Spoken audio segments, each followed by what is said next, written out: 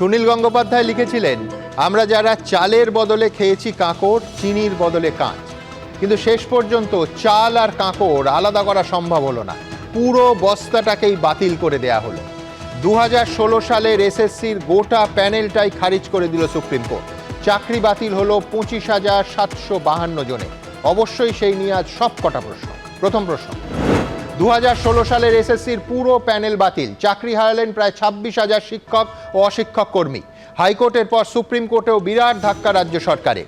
প্রাতিষ্ঠানিক দুর্নীতির জেরে অযোগ্যদের সঙ্গে যোগ্যদের চাকরি যাওয়ার দায় কি নেবে এসএসসি ও রাজ্য সরকার? দ্বিতীয় প্রশ্ন, বাচ্চার পড়াশুনো, বয়স্ক বাবা মা চিকিৎসা, ইএমআইয়ের বোঝা, চাকরি হারিয়ে হাহাকার যোগ্যদের।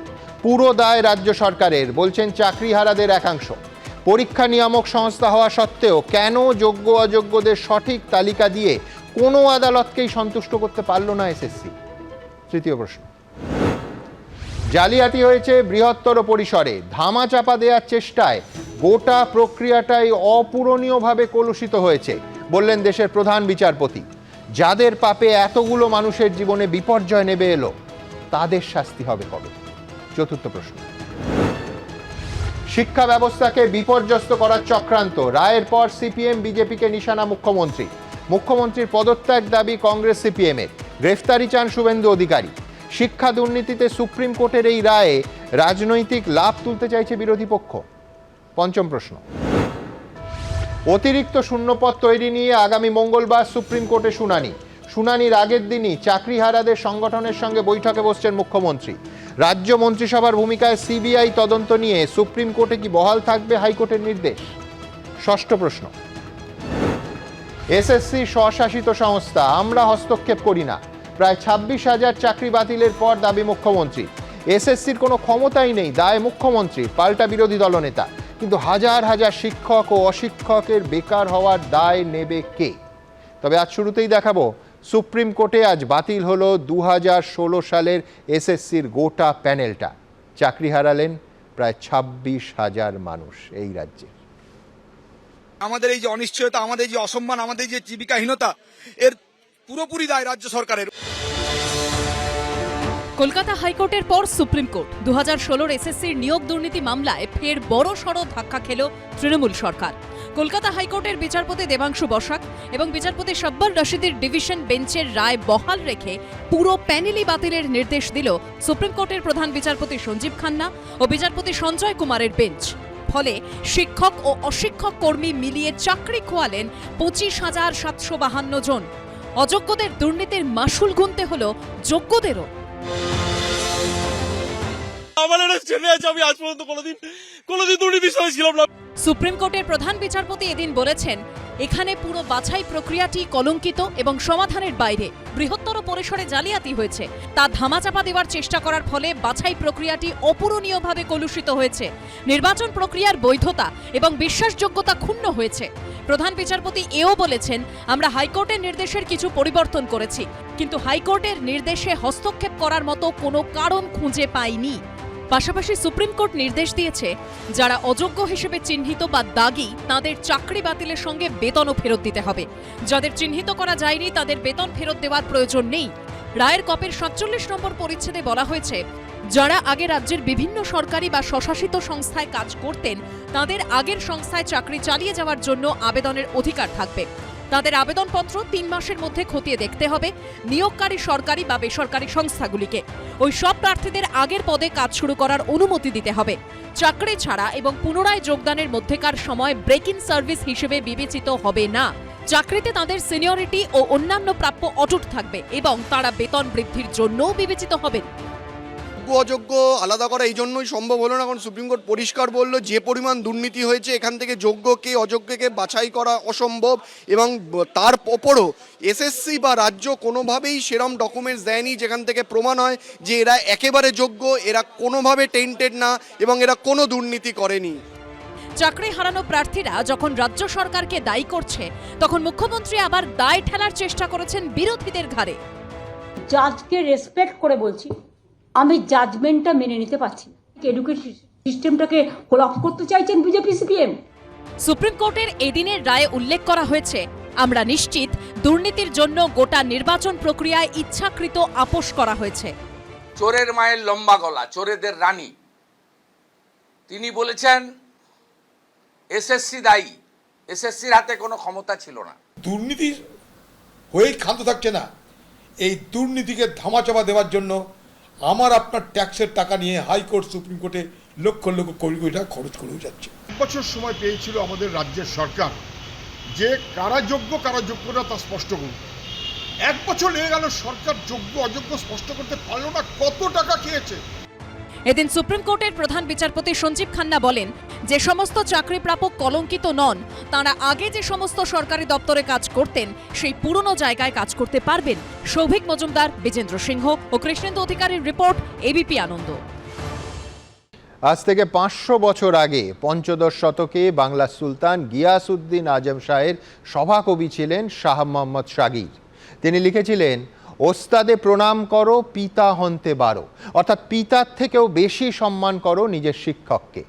সেই বাংলায়, ভারতবর্ষের সেই একই প্রদেশে আজ শিক্ষকের সম্মানকে কোথায় এনে নামিয়েছে এই বেলাগাম দুর্নীতি। কাদের পাপে আজ চোখের জল ফেলতে হচ্ছে অসংখ্য চাকরি প্রাপককে, যারা নিজেদের যোগ্যতায় মাথার ঘাম পায়ে ফেলে একটা চাকরি পেয়ে সংসারের হালটা ধরেছিলেন। তাদের এই চরম দুরবস্থার জন্য দায়ী কে?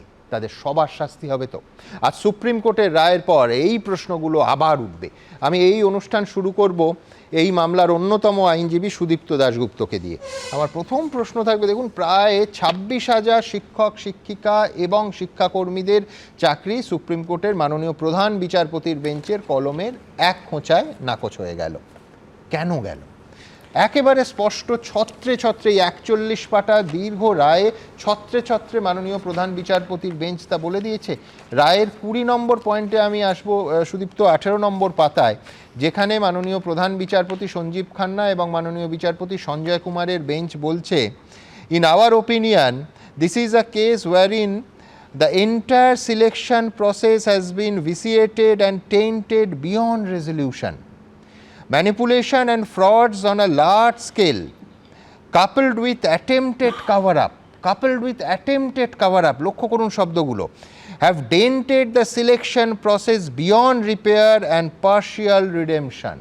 আমি ঠিক এই জায়গা থেকে, অর্থাৎ এই যে আজকে যোগ্য চাকরি প্রাপকদেরও চোখের জল ফেলতে হচ্ছে, তাদের জীবনটাও একই রকমভাবে তছনছ হয়ে যাচ্ছে। এখানে দুর্নীতি শুধু হয়েছে তা নয়, সরকারি সংস্থা শুধু দুর্নীতি করেছে তা নয়, দুর্নীতিটাকে প্রাণপণ ধামা চাপা দেওয়ার চেষ্টা হয়েছে। এই কাভার আপ শব্দটাই রায় যে কতবার ব্যবহার করা হয়েছে। আমি যদি 37 পাতায় আসি, 42 নম্বর পয়েন্টে বলা হচ্ছে, West Bengal school service commission initially did try and cover up the lapses and illegalities. ছত্রে ছত্রে এই কাভার আপের কথা। সুদীপ্তর সময় শুরু এখন। দেখুন সুমনদা, প্রথমেই বলি, আপনি 20 নম্বর প্যারাগ্রাফ পড়লেন। এই জাজমেন্টের 20 নম্বর প্যারাগ্রাফ থেকে যদি আপনি পড়তে থাকেন, অনেক জায়গায় দেখবেন যে কেন এই নিয়োগ প্রক্রিয়াটা পুরোটা বাতিল হলো। অনেকে বলছে যে এই তো কাকর তো বাছা গেছে, তাদের তো মাইনে ফেরত দিতে হবে, তাহলে পুরোটা কেন বাতিল হলো? প্রথম পুরোটা কেন বাতিল হলো তার জন্য যদি 37 নম্বর প্যারাগ্রাফটা আসা যায়, ওইখানে বলছে যে সিবিআই কি ইনভেস্টিগেশন করেছিল। সিবিআই ইনভেস্টিগেশন করেছিল ব্ল্যাঙ্ক ওয়েমার, সিবিআই ইনভেস্টিগেশন করেছিল এক্সপায়ারি অফ প্যানেলের পরে কারা চাকরি পেয়েছে, সিবিআই ইনভেস্টিগেশন করেছিল যে কারা প্যানেলে না থেকে চাকরি পেয়েছে। কিন্তু এই 37 নম্বর প্যারাগ্রাফে যে টেবিল দেওয়া হয়েছে, সে টেবিল থেকে পরিষ্কার। আমি একটা এক্সাম্পল দিচ্ছি, ধরুন 9-10-এ ভ্যাকেন্সি হচ্ছে 100, চাকরি পেয়েছে 110।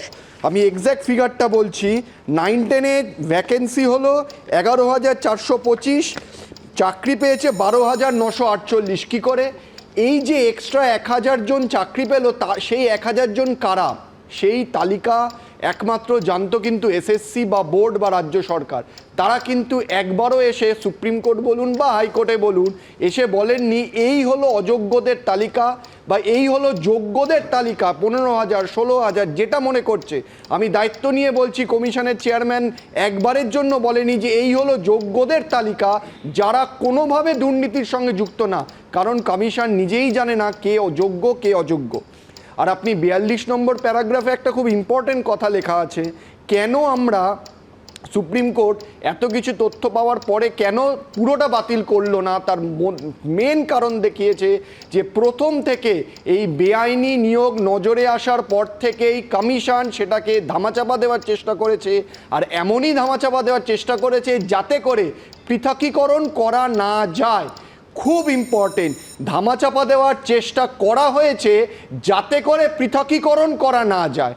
কিরমভাবে ধামাচাপা দেওয়ার চেষ্টা হয়েছে আমরা সবাই জানি। অতিরিক্ত শূন্য পদ তৈরি করা হয়েছে কেন? যাতে করে অযোগ্যদের চাকরি দেওয়া যায়। একদম। ওয়েমার শিট আজকে বলা হয়েছে, ওয়েমার শিট ডিস্ট্রয় করে দেওয়া হয়েছে, তার কোনো প্রতিলিপি রাখা হয়নি, তার কোনো স্ক্যান কপি রাখা হয়নি। যদিও কমিশনের নিয়ম অনুযায়ী তারা অর্ডার দিয়ে বলেছিল যে এই ওয়েমার ডিস্ট্রয় করার আগে তার স্ক্যান কপি রেখে দিতে হবে, কিন্তু সেই স্ক্যান কপি ডিস্ট্রয় হয়ে গেছে। কিন্তু বলছে নাকি স্ক্যান কপি 2020 সালে আমরা ডিস্ট্রয় করে দিয়েছি। কিন্তু অদ্ভুতভাবে সুমনদা আপনি দেখবেন জাজমেন্টে লেখা আছে, আমরা হাইকোর্টে একটি ক্যান্ডিডেট জমা দিয়েছিল 2025 সালের ফেব্রুয়ারি মাসে, তাকে আরটিআই এ ওয়েমার শিট দিয়ে বলছে আমাদের ডেটা থেকে আমরা এই ওয়েমার দিলাম। তাহলে যদি তাদের ডেটাতেই এই স্ক্যান ওয়েমার থাকে, তাহলে কেন তারা কোর্টে, হাইকোর্টে বা সুপ্রিম কোর্টে এটা জমা দিল না? তাহলে তো এই যোগ্যদের চাকরি বেঁচে যেত। ঠিক, অর্থাৎ মারাত্মক কথা বলেছেন সুদীপ্ত। এক হচ্ছে যে ওয়েমার শিটে আমি আলাদা করে আলোচনায় আসবো, বিস্তারিত আলোচনার সুযোগ আছে, কিন্তু ও 37 নম্বর পয়েন্টে যে মারাত্মক টেবিলটা, আমি বলছি যে এই টেবিল যেটা দেয়া আছে 35 নম্বর পাতায় 37 নম্বর যে পয়েন্টে, সে মারাত্মক। ভূভারতে এই জিনিস হয়েছে বলে আমার জানা নেই। ভাবুন, candidate number of candidates recommended by the appointment by SSC, সেই যে সংখ্যা তার থেকে বিপুল সংখ্যক বেশি number of appointment letter issued by board. ভাবুন, মানে একটা ক্ষেত্রে ও যে অংশটা পড়লো assistant teacher of class 9 and 10, তাতে তাতে 1000-এর প্রায় তফাৎ। আমি বলছি excess appointment letters issued by board হচ্ছে 1071।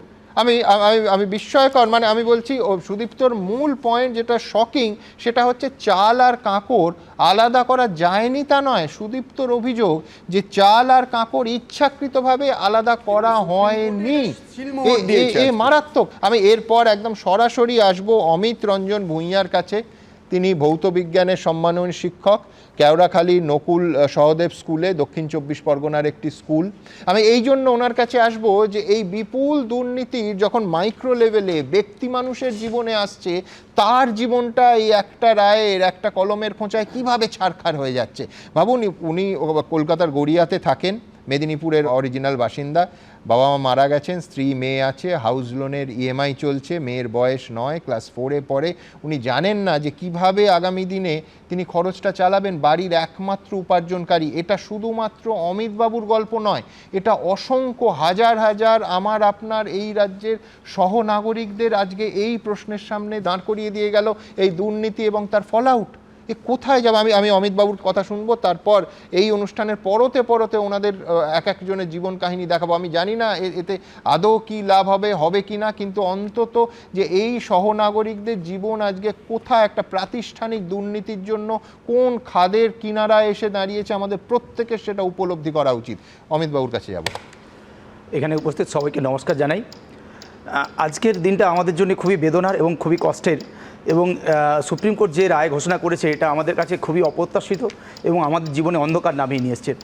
আমরা কখনোই অস্বীকার করছি না যে এই এসএসসি যে 2016 এসএলএসটি তাতে দুর্নীতি হয়নি বা অযোগ্যদের নিয়োগ হয়নি, এবং হয়েছে। আমরাও চাই না বিদ্যালয়ে আমার পাশের চেয়ারে কোনো অযোগ্য শিক্ষক টাকা পয়সার বিনিময়ে চাকরি পাওয়া শিক্ষক চাকরি করুক, কিন্তু যারা নিজেদের মেধার জোরে, যারা নিজেদের পরিশ্রমের জোরে, যে ছেলেগুলো গ্রাম থেকে উঠে এসছে, যার বাবা মার দরিদ্র ফ্যামিলি থেকে উঠে এসছে, যারা নিজেদের পরিশ্রমে সাধারণ কলেজ থেকে ফিজিক্স অনার্স করেছে, এমএসসি করেছে, কেমিস্ট্রিতে অনার্স করেছে, বা পলিটিক্যাল সায়েন্সে এমএ করেছে, বা অন্যান্য সাবজেক্ট পড়েছে, তারা একটা গভর্নমেন্ট জব পাওয়ার জন্যে কি দিনের পর দিন পরিশ্রম করেছে। তারা তো জানে না, তারা তো এই সিস্টেমের চক্রে পড়তে চায় না। তারা সিস্টেম কীভাবে, যেভাবে নির্দেশ দিয়েছে, যখন নোটিফিকেশন হয়েছে, যখন তারা কাউন্সেলিং করিয়েছে, যখন ইন্টারভিউ নিয়েছে, সেই প্রসেসের মধ্যে দিয়ে আমরা গিয়েছি। কিন্তু তার মধ্যে যদি কেউ কাঁকড় মেশায় তার দায় তো আমাদের নয়। সেই দায়ের জন্য যদি আমাদের জীবনে অন্ধকার নেমে আসে, আমাদের পরিবারের দায় কে নেবে, আমাদের ছেলে মেয়েদের দায় কে নেবে, আমাদের বাবা মার দায় কে নেবে? আমাদের জীবন, আজকে আমি 39 ইয়ার্স হয়েছি, 39 বছর আমার বয়স, আমি কোন চাকরিতে আর এলিজিবল থাকবো? আমাকে তো সুপ্রিম কোর্টকে বলতে হবে যে অমিতবাবু আপনি এই দুর্নীতি করেছেন, আপনি র্যাঙ্কজাম করেছেন, আপনি আউটসাইড অফ প্যানেল, কিন্তু আপনি বললেন কি আপনি সেটা প্রমাণ করতে পারলেন না, সেটা বলতে পারলেন না।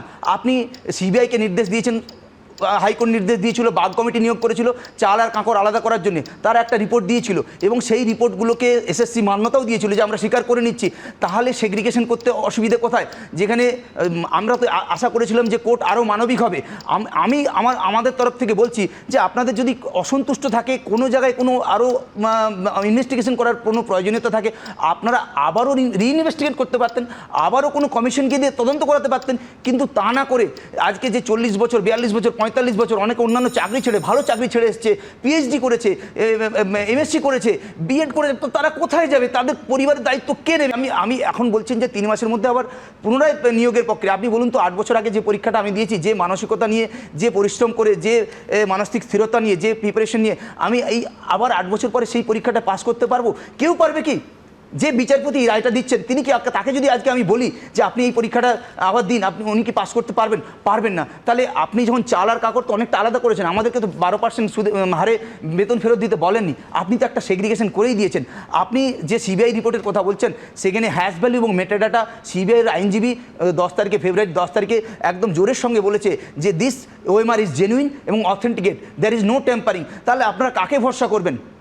তাহলে কি আপনারা বলবেন যে আরো কোনো দুর্নীতি থাকতে পারে, এর বিশেষ কি বিচার হতে পারে? গুরুত্বপূর্ণ পয়েন্ট তুলে ধরছেন, যেটা শুধু অমিত বাবুর প্রশ্ন নয়, সেটা হচ্ছে এই 26,000-এর মধ্যে যারা একটা বড় অংশ যোগ্য, আমরা বারবার বলছি, তাদের প্রত্যেকের জীবনযুদ্ধে, জীবন সংগ্রামে এই খাদের ধারে এসে দাঁড়িয়ে এই প্রশ্নগুলো একেবারে ভেতর থেকে উঠে আসছে। লক্ষ্য করবেন অমিত বাবুর যে প্রথম 2-3টে বাক্যের মধ্যে উনি বললেন গভর্নমেন্ট জব, উনি কিন্তু বললেন না এসএসসি জব।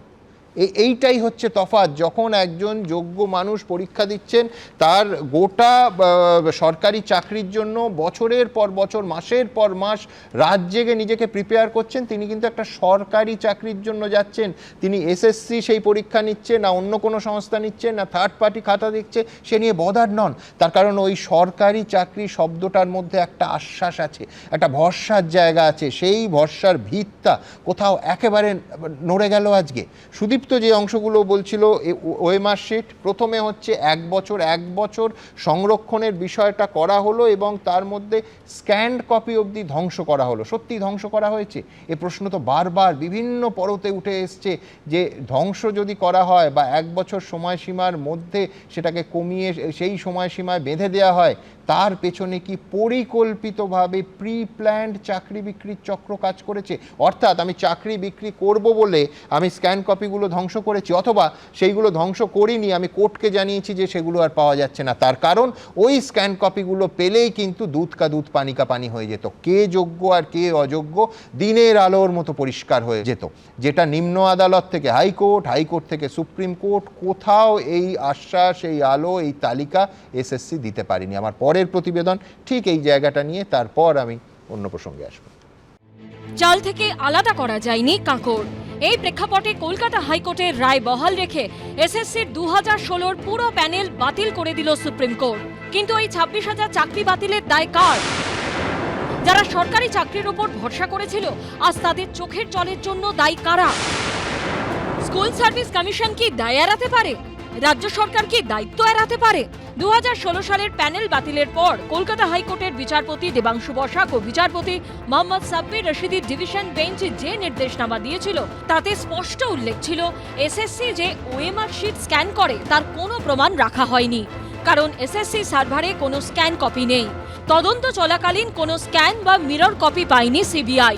ওএমআর এর কোনো স্ক্যান কপি সার্ভারে না রেখেই হার্ড কপি নষ্ট করে ফেলা হয়েছে। তাৎপর্যপূর্ণভাবে 2016 সালেই ওএমআর শিট 1 বছরের মধ্যে নষ্ট করে দেওয়ার সিদ্ধান্ত নেয় এসএসসি। প্রথম কথা যে তারা অরিজিনাল ওএমআর শিট রাখেনি, ইভেন ওএমআর শিটের যে স্ক্যান কপি তাদের কাছে ছিল, তারা একটি এভিডেভিটে বলেছিল, সেটাও রাখেনি, শুধু সেটাও ধ্বংস করেছে। এবং এই যে tainted after expiry of the panel যারা নন লিস্টেড ক্যান্ডিডেট, ওএমআর শিটের একটিও কালির আঁচড় নেই, তারা চাকরি পেয়েছেন, তাদের বেতন ফেতন দিতে হবে, সেটাই স্বাভাবিক। সুপ্রিম কোর্টের বৃহস্পতিবারের রায়ের কপিতেও উল্লেখ করা হয়েছে, স্ক্যান করা ওএমআর শিটের মিরর কপি সংরক্ষণ করেনি এসএসসি। এসএসসির কম্পিউটার সফটওয়্যারে থাকা নম্বর এবং নয়ডায় পঙ্কজ বনসালের অফিস থেকে উদ্ধার করা 3টি হার্ড ডিস্কে পাওয়া তথ্যের মধ্যে উল্লেখযোগ্য অসঙ্গতি রয়েছে। এছাড়া এসএসসি যে প্রার্থীদের ইন্টারভিউতে দেখেছিল বা প্যানেল বা ওয়েটিং লিস্টে নামের তালিকা আপলোডের সময়ও প্রার্থীদের নম্বর আপলোড করেনি। এসব কি দুর্নীতির উদ্দেশ্যেই করা হয়েছিল? 5,000 হোক আর 7,000 হোক, তারা নিশ্চয়ই চুরি, দুর্নীতি, টাকার বিনিময়ে চাকরি পেয়েছে। তাদের চাকরি তো যাবেই, কিন্তু সরকার তাদের চাকরিকে রক্ষা করতে গেছে এবং তাদের স্বার্থ রক্ষা করতে গিয়ে যোগ্যদের স্বার্থকে বিসর্জন দিয়েছে, পরিবারগুলোকে ধ্বংস করার ব্যবস্থা করেছে। এ দায় সরকারের। সুপ্রিম কোর্টের এই রায়ের পরে এসএসসির সঙ্গে দূরত্ব তৈরির চেষ্টা করেছেন মুখ্যমন্ত্রী, যদিও বিরোধীরা তা মানতে নারাজ। আর মনে রাখবেন, school service commission is autonomous body, we never interfere আর উই ডোন্ট ইন্টারফেয়ার। অধিকাংশ চাকরি প্রার্থী বলেছে রাজ্য সরকার এবং মুখ্যমন্ত্রী দায়ী। এখন হাজার হাজার শিক্ষক শিক্ষিকার চাকরি যাবার দায় কি আদৌ কেউ নেবে? সৌভিক মজুমদার, সুমন ঘরাই ও বিটন চক্রবর্তীর রিপোর্ট, এবিপি আনন্দ। তার আবেগে আবার বলছি, অমিতবাবু একটা মারাত্মক কথা বলেছেন, গভর্নমেন্ট জব। আমি বলছি যে এই সরকারি চাকরির জন্য বছরের পর বছর আমাদের রাজ্যের প্রজন্মের পর প্রজন্ম শিক্ষিত মেধাবী ছেলেমেয়েরা নিজেদের তৈরি করেন। তারা এজেন্সি দেখেন না, কোন এজেন্সি পরীক্ষা নিচ্ছেন, কোন এজেন্সি ওএমআর শিট কালেক্ট করবে, ওএমআর শিট কোন থার্ড পার্টি এজেন্সি তার সার্ভারে লুকিয়ে রাখবে, তারা ভাবেন না। তারা ভরসা রাখেন সরকারের ওপর, যে সরকার স্বচ্ছভাবে, অ্যান্ড আই রিপিট, স্বচ্ছভাবে এবং দুর্নীতিমুক্তভাবে একটা চাকরির ব্যবস্থা ফেয়ার ওয়েতে করে দেবে। এই 41 পাতার আজকে সুপ্রিম কোর্টের যে রায়, সেটা কার্যত এই ভরসাটাকে একটা বড় ধাক্কা দিল। কতটা ভাবুন, একটা সরকারি সংস্থা, একটা সিস্টেম, সেই সম্পর্কে পাতায় পাতায় ছত্রে ছত্রে বলা হচ্ছে tainted, fraud and cheating, ভিসিয়েটেড, manipulated. একটা সরকারি নিয়োগ পদ্ধতি সম্পর্কে ছত্রে ছত্রে যে বিশেষণগুলো ব্যবহার করা হয়েছে, বিশ্বাস করুন, এটা সর্বোচ্চ আদালত যেটা ব্যবহার করেছে সেটা নিঃসন্দেহে সিস্টেমের লজ্জা। আমার সেই ছোটোবেলার গল্পটা মনে পড়ে গেছে, যে খুব দরাদরি হচ্ছে, তো দুধওয়ালা গেরস্তকে বলছেন যে আপনি আর দরাদরি করবেন না, এরপরে দুধের রঙটাও রাখতে পারবো না, এত ভেজাল দিতে হবে। প্রায় সেই রকম অনুভূতি হবে এই 41 পাতার রায়টা পড়তে গিয়ে। আমি এখানে অর্ণবের কাছে আসব। অর্ণব, নিঃসন্দেহে আমাদের প্রত্যেকের হৃদয় কাঁদছে যে যোগ্যরা আজকে চাকরি হারালেন, কিন্তু এই নিম্ন আদালত থেকে, হাইকোর্ট থেকে সুপ্রিম কোর্ট, কোথাও কোনো আদালতকে এসএসসি কিন্তু সন্তুষ্ট করতে পারেনি। তার দায় তো আলটিমেটলি সরকারকেই নিতে হবে। অবশ্যই সুমনদা, এখানে কোনো নির্দ্বিধায় আমি বলবো যে সরকার বলুন বা ওই সময় যিনি শিক্ষামন্ত্রী ছিলেন এবং তার সঙ্গে যারা আধিকারিক ছিলেন এবং তারা যেভাবে পরিচালনা করেছেন, সেই পরিচালনার মধ্যে এমন সমস্ত গলদ বেরিয়ে এসছে এখন, যার জন্য আজকে এইরকম দুর্ভাগ্যজনক একটা দিন আমাদের দেখতে হচ্ছে। কিন্তু একই সঙ্গে আমি এটা বলবো যে আজকের যে রায়, সেই রায় দুর্ভাগ্যজনক তো বটেই, সেই সঙ্গে সঙ্গে যেটা হচ্ছে সেটা হচ্ছে ভারতীয় বিচার ব্যবস্থার যে মৌলিক সত্য, সেই মৌলিক সত্যকে কোথাও একটা পাশ কাটিয়ে যাচ্ছে বা অগ্রাহ্য করছে। সেটা হচ্ছে যে একাধিক দোষী ছাড় পেলেও একজন নির্দোষ যেন শাস্তি না পায়। এই যে ভারতীয় বিচার ব্যবস্থার একটা দীর্ঘদিন ধরে চলে আসা পরম্পরা, সেটাকে কোথাও একটা, সেই জন্যই কি চাল আর কাঁকর আলাদা করা হলো না, গেল না বলবো না, কিন্তু হলো না, যেটা এই যে অভিযোগ 41 পাতার এই রায়ের যে 29 থেকে 31 পাতা, সেখানে কিন্তু একেবারে ক্যাটেগরিক্যালি কারা কারা কিংকেক, যাদেরকে কিংকেক বলছেন, যাদেরকে চাকরি যাবে বলছেন এবং টাকা ফেরত দিতে হবে বলছেন সুপ্রিম কোর্ট, মহামান্য সুপ্রিম কোর্ট, তাদের কিন্তু ক্যাটেগরিক্যালি আলাদা করে দেখিয়েছেন যে কারা র্যাঙ্কজাম করেছে, কারা কোন কারণে তাদেরকে কিংকেক বলা হচ্ছে। আবার not specifically found to be কিংকেক যাদের টাকা ফেরত দিতে হবে না কিন্তু চাকরি থাকবে না, এটাও যখন স্পেসিফাই করছেন সুপ্রিম কোর্ট, তখনও কিন্তু কোথাও একটা আলাদা হয়ে যাচ্ছে। আবার একই সঙ্গে দেখুন, আমি যোগ করি, আপনাকে বাড়তি সময় দেব, কিন্তু আমি বলছি যে যদি এই তালিকা এতই সহজ হয়, তাহলে এসএসসি নিম্ন আদালত থেকে, হাইকোর্ট থেকে সুপ্রিম কোর্টে কোথাও যোগ্য অযোগ্যদের আলাদা করে তালিকা দিল না কেন? এই দায় তো সুপ্রিম কোর্টে চাপালে হবে না। কিন্তু এসএসসি দাঁড়িয়ে বলেছে যে চাল কাপড় বাঁচতে পারছি না। আবার সিবিআইও একটা তালিকা জমা দিয়েছিল। এই দুটো Mismatch করেছে। মিসম্যাচ করছে। হ্যাঁ। এবার যে মিসম্যাচটা নিয়ে নিশ্চিত বিচার হওয়া দরকার, কিন্তু একটা জায়গায় পরিষ্কার, সুপ্রিম কোর্টের রায়েও এটা পরিষ্কার যে এর মধ্যে একটা বিরাট অংশই যোগ্য, বিরাট অংশ কিন্তু অযোগ্য একদম, নয়। একদম। কিন্তু এখানে একমত তাহলে তো। সেক্ষেত্রে মানবিকতার জন্য, মানবিকতার খাতিরে আমরা তো তাকিয়ে রয়েছি সুপ্রিম কোর্টের দিকেই, কারণ সর্বোচ্চ সংস্থা, তার কাছেই আমরা তাকিয়ে রয়েছি, ন্যায় বিচার তার কাছেই আমরা পাবো। সেখানে এই মানবিকতাটুকু আমরা সুপ্রিম কোর্টের কাছ থেকে আশা করব বা আমরা সেটা ঠিক, চাইবো, কিন্তু সেটা এই- কোথাও তো নয়, কোথাও তো সমস্ত অস্বাভাবিক নয়। চাকরি প্রার্থীরা তাকিয়েছিল আমি তো সরকারের একটুখানি- দিকে মানবিকতার একটুখানি খাতিরে যোগ করছি। যে দুর্নীতিটা করো না বাবা। আমি তো প্রথমেই বললাম যে দুর্নীতি যে জায়গাটা হয়েছে সেটা একেবারে ক্ষমার অযোগ্য অপরাধ, সেখানে কোনো সন্দেহ নেই সেখানে। এবং যারা যারা রয়েছেন এখন আমরা জানি, সেই মন্ত্রী যিনি ছিলেন সেই সময় তিনি এখনো পর্যন্ত কিন্তু কাস্টডিতেই রয়েছেন, তার মধ্যে কিছু কিছু লোক হয়তো ছাড়িয়ে তিনি পেয়েছে, মন্ত্রী জামিন নন, তিনি পেয়েছে। পার্টির মহাসচিব এবং একদম, তিনি এবং তাকে গ্রেফতার কোথাও- করেছে রাজ্য পুলিশ নয়, সিবিআই। তাকে তো 2022 সালে তাকে পদ থেকে সরানো হয়েছে। হ্যাঁ। সুমন, আমি তার সঙ্গে একটা তথ্য যোগ হ্যাঁ। করতে যাচ্ছিলাম, সেটা হচ্ছে যে এই যে যারা ইন সার্ভিস ছিল, গভর্নমেন্ট জবের মধ্যে যারা ইন সার্ভিস ছিল, অন্য কোনো সংস্থায় কাজ করতো, তাদেরকে 3 মাস সময় দিয়েছেন সুপ্রিম কোর্ট এবং বলেছেন যে 3 মাসের মধ্যে তারা অ্যাপিল করতে পারবে এবং তাদের ইনক্রিমেন্ট চালু থাকবে। তাদের কোথাও তাহলে কোনো একটা জায়গায় এর মধ্যেও আরেকটা ফাঁক তৈরি করছেন, আরেকটা অংশ তৈরি করছেন সুপ্রিম কোর্ট, যে যারা এর মধ্যে নিশ্চিতভাবে বাছাবাছি যোগ্য। হয়েছে। আই এগ্রি, আমি এই পয়েন্টে এগ্রি করছি, কিন্তু সুদীপ তো অনেকক্ষণ ধরে ভুল তথ্য বলছিল কেন? দেখুন, প্রথম কথা আপনাকে বলছি যে উনি যেটা বললেন যে সিবিআই তো আলাদা করে দিয়েছে, এসএসসি তো আলাদা করে দিয়েছে, না, সিবিআই ইনভেস্টিগেশন করেছে 3টে জিনিস নিয়ে, কারা প্যানেলের বাইরে, ওয়েমার কারা ব্ল্যাঙ্ক দিয়েছে, কিন্তু এর বাইরেও যদি ডিভিশন বেঞ্চের রায়টা সুমন আপনার মনে থাকবে 335 নম্বর প্যারাগ্রাফে, এটা সুপ্রিম কোর্টও আছে, 17 রকমের ইল্লিগালিটি ডিভিশন বেঞ্চ বলে দিয়েছিলেন। তার মধ্যে সিবিআই হয়তো ইনভেস্টিগেশন করেছে 4 রকমের ইল্লিগালিটি, কিন্তু বাকি 13টা ইল্লিগালিটি থেকে যাচ্ছে। আর আমি আপনাকে খুব দায়িত্ব নিয়ে বলছি, এসএসসি না হাইকোর্ট না সুপ্রিম কোর্ট কোথাও বারবার সুযোগ দেওয়ার পরেও একবারের জন্য কোনো তালিকা দিয়ে বলেনি যে এরা হচ্ছে যোগ্য। বরঞ্চ সুপ্রিম কোর্ট আজকে বলেছে এই বারবার যে তালিকা দিয়েছে, ডিফারেন্ট টাইমে ডিফারেন্ট তালিকা দিয়ে কোর্টকে বিভ্রান্ত করেছে, আর কিচ্ছু না। একদম। আমি দ্রুত আমার পরের প্রতিবেদনে যাব। সেই প্রতিবেদন খুব ছোট্ট প্রশ্নের উত্তর খুঁজছে, যেটা রাজনীতিবিদরা কোনোদিন সে উত্তর দেবেন না। দায় কার? একেবারে সরাসরি স্বয়ং মুখ্যমন্ত্রী বিজেপি এবং সিপিএম এর ওপর দায়টা চাপিয়ে দিয়েছেন। তিনি কি বলেছেন, পাল্টা তারা কি বলছে, এটা রাখবো, তারপর এ নিয়ে আবার আলোচনা আসবে। দেখুন, মমতা বন্দ্যোপাধ্যায় এই পুরো 26,000 লোকের চাকরি বলিদান দিয়ে কলকাতা হাইকোর্টের রায় বহাল রেখে 2016 সালের এসএসসির পুরো প্যানেল বাতিল করে দিল সুপ্রিম কোর্ট। অযোগ্যদের তো চাকরি গেলই, আর তাদের দুর্নীতির জন্য যারা যোগ্য তারাও রাতারাতি কর্মহীন হয়ে পড়ল। রাজ্য সরকার যদি এরমটা না করতে হয়তো হতো না। হাজার হাজার যুবক যুবতীর এই পরিণতির জন্য সরাসরি তৃণমূলকে কাঠগড়ায় তুলেছে বিজেপি। শুধুমাত্র মমতা বন্দ্যোপাধ্যায়ের পার্টির লোকেদেরকে, অর্থাৎ অযোগ্য যারা পয়সা দিয়ে চাকরি পেয়েছিল, তাদের চাকরিটা বাঁচানোর জন্য মমতা বন্দ্যোপাধ্যায় এই পুরো 26,000 লোকের চাকরি বলিদান দিয়ে দিলেন। এতগুলো মানুষের চাকরি যাওয়ার পরে বিজেপির মন্ত্রী সুকান্ত বাবু বলছেন, ফেসবুকে তার উক্তি আমি দেখেছি, এর জন্য অযোগ্যদের জন্য যোগ্যদের চাকরি গেছে, এর জন্য আমি নাকি দায়ী। তো আপনারা প্রথমে যখন কেস করলেন একবার ভাবলেন না কারা যোগ্য আর কারা অযোগ্য? সেটা তো গভর্নমেন্টকে ভাবতেও দিলেন না। আপনারা নিজে যোগ্য তো? পুরো প্যানেল বাতিলের জন্য বিরোধীদের ঘাড়ে দায় ঠেলার আপ্রাণ চেষ্টা করেছেন মুখ্যমন্ত্রী। আইনজীবী এবং সিপিএম সাংসদ বিকাশ রঞ্জন ভট্টাচার্যকেও তীব্র কটাক্ষ করেছেন মুখ্যমন্ত্রী, যদিও পাল্টা খোঁচা দিতে ছাড়েনি সিপিএম। এখানে কেসটা করেছিলেন কে? বিকাশ বাবু। তিনি তো পৃথিবীর সবচেয়ে বৃহত্তম লয়ার। তাকে কেন তিনি এখনো নোবেল প্রাইজ পাচ্ছেন না আমি জানি না। পাওয়া উচিত। ভাবছি একটা রেকমেন্ডেশন করবো। আমি তোকে বলেছিলাম মিষ্টি খাওয়াবো। তৃণমূল এবং মমতা বিপদে পড়লেই বিকাশ এবং সিপিএম এর স্মরণ নেয়। দুর্নীতির মামলায় তার সরকারের ভূমিকা বড়সড় প্রশ্নের মুখে পড়তেই পুরনো দুর্নীতি খুঁজে বের করার হুঁশিয়ারি দিয়েছেন মুখ্যমন্ত্রী। মুখ্যমন্ত্রী নাম না করলেও এ নিয়ে পাল্টা চ্যালেঞ্জ ছুড়ে দিয়েছেন শুভেন্দু অধিকারী। আমরাও কিন্তু রেকর্ড খুঁজে বার করব। 2016-তে তখন কারা কারা মন্ত্রী ছিলেন, এবং কোনো একটা জেলা তো আমি জানি কিসের বিনিময়ে চাকরি হয়েছে।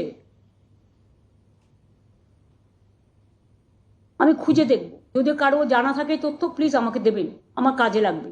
আপনি এটা অ্যাসেম্বলি তো 21 সালের পর থেকে বলেছেন, পুরুলিয়ার চাকরি মেদিনীপুরের চাকরি 24 পরগনায় अब मुर्शिदाबाद কে দেখতো, মালদা কে দেখতো, আরে বের করুন, আপনি ফাটা কাগজ বের করুন, ছেঁড়া কাগজ বের করুন। বিরোধী থেকে চাকরিহারারা যখন তাদের এই পরিস্থিতির জন্য রাজ্য সরকারকে দায়ী করছে, তখন 7ই এপ্রিল নেতাজি ইন্ডোর স্টেডিয়ামে ডিপ্রাইভড টিচার্স অ্যাসোসিয়েশনের সভায় যোগ দেবেন মুখ্যমন্ত্রী।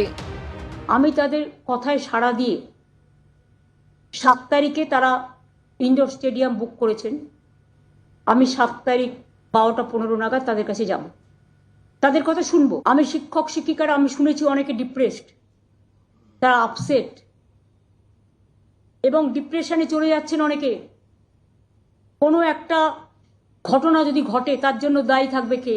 এই হতাশা থেকে, এই অবসাদ থেকে তারা কোন পথে এগোবে আমার জানা নাই, কিন্তু আমি শঙ্কিত। এটা দারুণভাবে প্রভাব পড়েছে বাংলার সমাজে। তার জন্য একমাত্র দায়ী যদি কেউ হন, তার নাম বাংলার মুখ্যমন্ত্রী মমতা ব্যানার্জি। রাজনীতি চলছে, কিন্তু এই মানুষগুলোর সংসার এখন চলবে কি করে? যারা যোগ্য তাদের কি দোষ? হাহাকারের মধ্যে বারবার ফিরে আসছে সেই প্রশ্ন। বিজেন্দ্র সিংহের রিপোর্ট, এবিপি আনন্দ। দেখুন, শাসক দল তৃণমূল কংগ্রেস তাদের সোশ্যাল মিডিয়া উইংয়ে একেবারে অফিসিয়ালি সুপ্রিম কোর্টের মাননীয় প্রধান বিচারপতির বেঞ্চ যে রায় দিয়েছে তা নিয়ে প্রশ্ন তুলেছে। কোট আনকোট, এই রায় কি সম্পূর্ণ রাজনৈতিক স্বার্থে দেওয়া হলো?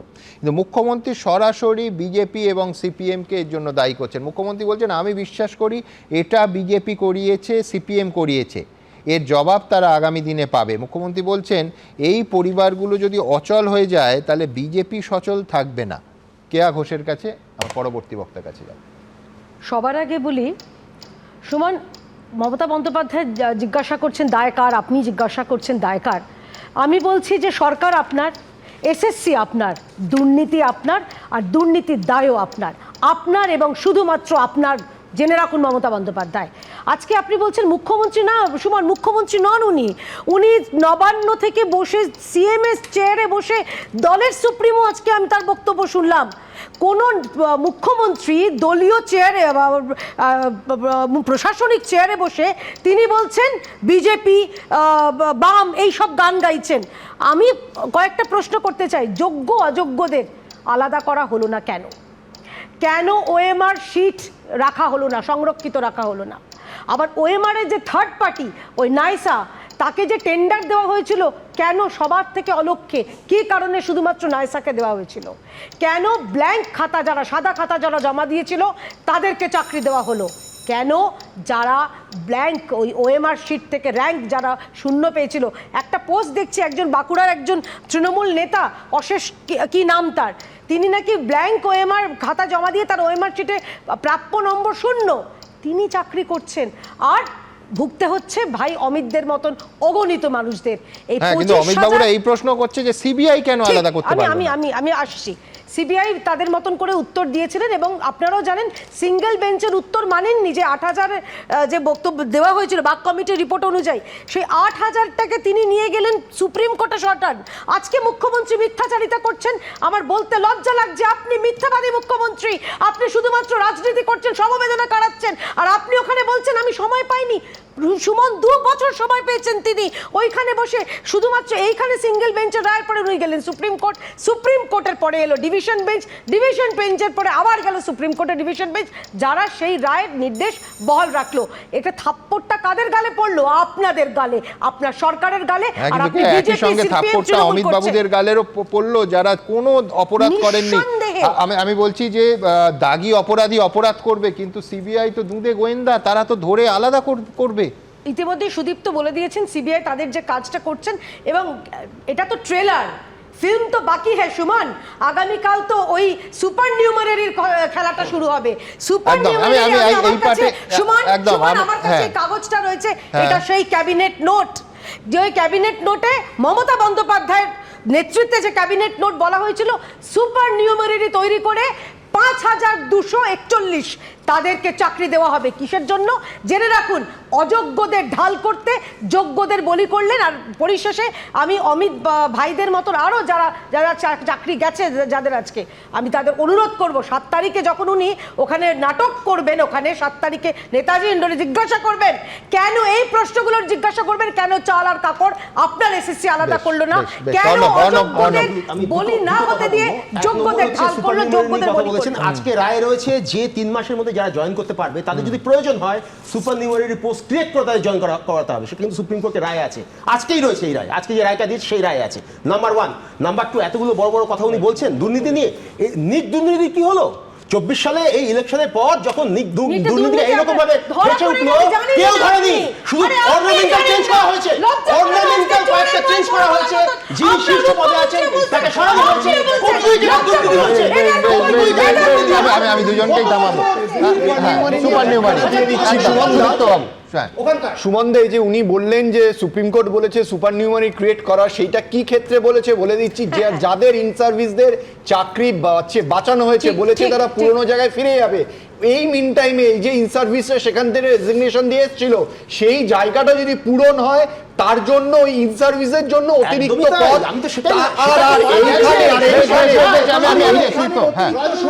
ক্রিয়েট করা হয়েছিল অযোগ্যদের চাকরি। আমি দুটোর মধ্যে সম্পূর্ণ আলাদা। কিন্তু প্রাতিষ্ঠানিক দুর্নীতি কেন বারবার আমরা বলছি, আমার পরের প্রতিবেদন কেন প্রাতিষ্ঠানিক দুর্নীতি। আপনি নিশ্চিন্ত থাকুন, আপনার শেষ পরিণতিটা জেলে। মুখ্যমন্ত্রীর পদত্যাগ করা উচিত বলে আমি মনে করি। পুরো বাছাই প্রক্রিয়াটি কলঙ্কিত এবং সমাধানের বাইরে। এসএসসি দুর্নীতির মামলায় রায় দিতে গিয়ে বৃহস্পতিবার এই মন্তব্য করেছেন সুপ্রিম কোর্টের প্রধান বিচারপতি। কিন্তু এই কলঙ্কের দায় কার? কাদের জন্য অযোগ্যদের পাশাপাশি চাকরি হারালো যোগ্যরা? বিরোধীরা এজন্য সরাসরি দায়ী করেছেন মুখ্যমন্ত্রীকে। আপনি একটা ডাকাত, আপনাকে জেলে যেতে হবে, কেউ বাঁচাতে পারবে না। আর 8 তারিখে যদি সিবিআই ডিভিশন বেঞ্চের অর্ডার আপহোল্ড না রাখে, আমরা বিজেপি ক্ষমতায় আসার পরে কমিশন বসিয়ে আপনাকে জেলে পাঠাবো এই দুর্নীতির জন্য। পাল্টা জবাব দিয়েছেন মুখ্যমন্ত্রীও। যারা আপনারা আজকে বঞ্চিত হয়েছেন ন্যায্যভাবে, তাদের পাশে আমরা ছিলাম, আছি এবং থাকবো।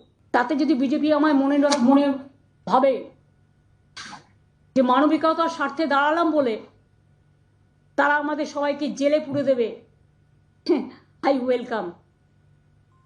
আমি সেটাকে স্বাগত জানাবো, আহ্বান জানাচ্ছি। Catch me if you can. শুধু অবশ্য বিজেপি নয়, সরাসরি মুখ্যমন্ত্রীর পদত্যাগ চেয়ে সরব হয়েছে কংগ্রেসও। কারা অযোগ্য কারা অযোগ্য নয়, কারা যোগ্য, পুরো বিষয়টাকে গুলিয়ে দেওয়ার যে প্রচেষ্টা শিক্ষা দপ্তর থেকে ছিল, তারই পরিণাম কিন্তু আজকে মহামান্য সুপ্রিম কোর্টের এই রায়। অতএব নৈতিক দায়িত্ব সরকারকে নিতে হবে এবং এই সরকারের ক্ষমতায় থাকার আর কোনো অধিকার নেই। বেলাগাম দুর্নীতি আর তার জেরে হাজার হাজার যুবক যুবতীর ভবিষ্যৎ আপাতত অন্ধকারে। বিজন চক্রবর্তী ও সুমন ঘরাইয়ের রিপোর্ট, এবিপি আনন্দ। দেখুন, ইংরেজিতে একটা কথা আছে, টিকিং টাইম বোম। কেন সেই টিকিং টাইম বোমের কথা হঠাৎ উঠলো, তার কারণ যে আলোচনা এই মুহূর্তে যেখানে পৌঁছেছে, অনেকেই মনে করছেন এই গোটা বিতর্কে সেটা একটা টিকিং টাইম বোম। শূন্য পদে নিয়োগ, পশ্চিমবঙ্গের রাজ্যের ক্যাবিনেটের সিদ্ধান্ত।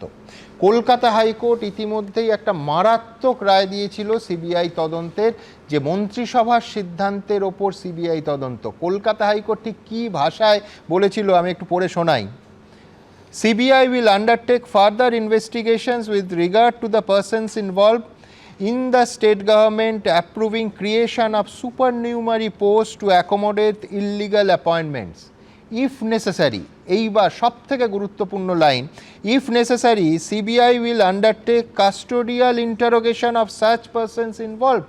মানে পশ্চিমবঙ্গ মন্ত্রিসভার কাউকে সিবিআই কাস্টাডিতে নিয়ে, অর্থাৎ গ্রেফতার করে জেরা জিজ্ঞাসাবাদ করতে পারে। এটা হাইকোর্টের রায় ছিল। পাশাপাশি এটা বলবো, সুপ্রিম কোর্টের তৎকালীন প্রধান বিচারপতি DY চন্দ্রচূড় গোটা অংশটা, সেই অংশটার ওপর স্টে দিয়ে দিয়েছিলেন। আমি বলছি ঠিক এই কারণে আমি বললাম টিকিং টাইম বোম। তার কারণ আগামী 8ই এপ্রিল, অর্থাৎ আজ থেকে 5 দিন পরে এই অংশটা নিয়ে শুনানি শুরু হবে সুপ্রিম কোর্টে বর্তমান মাননীয় প্রধান বিচারপতির বেঞ্চে।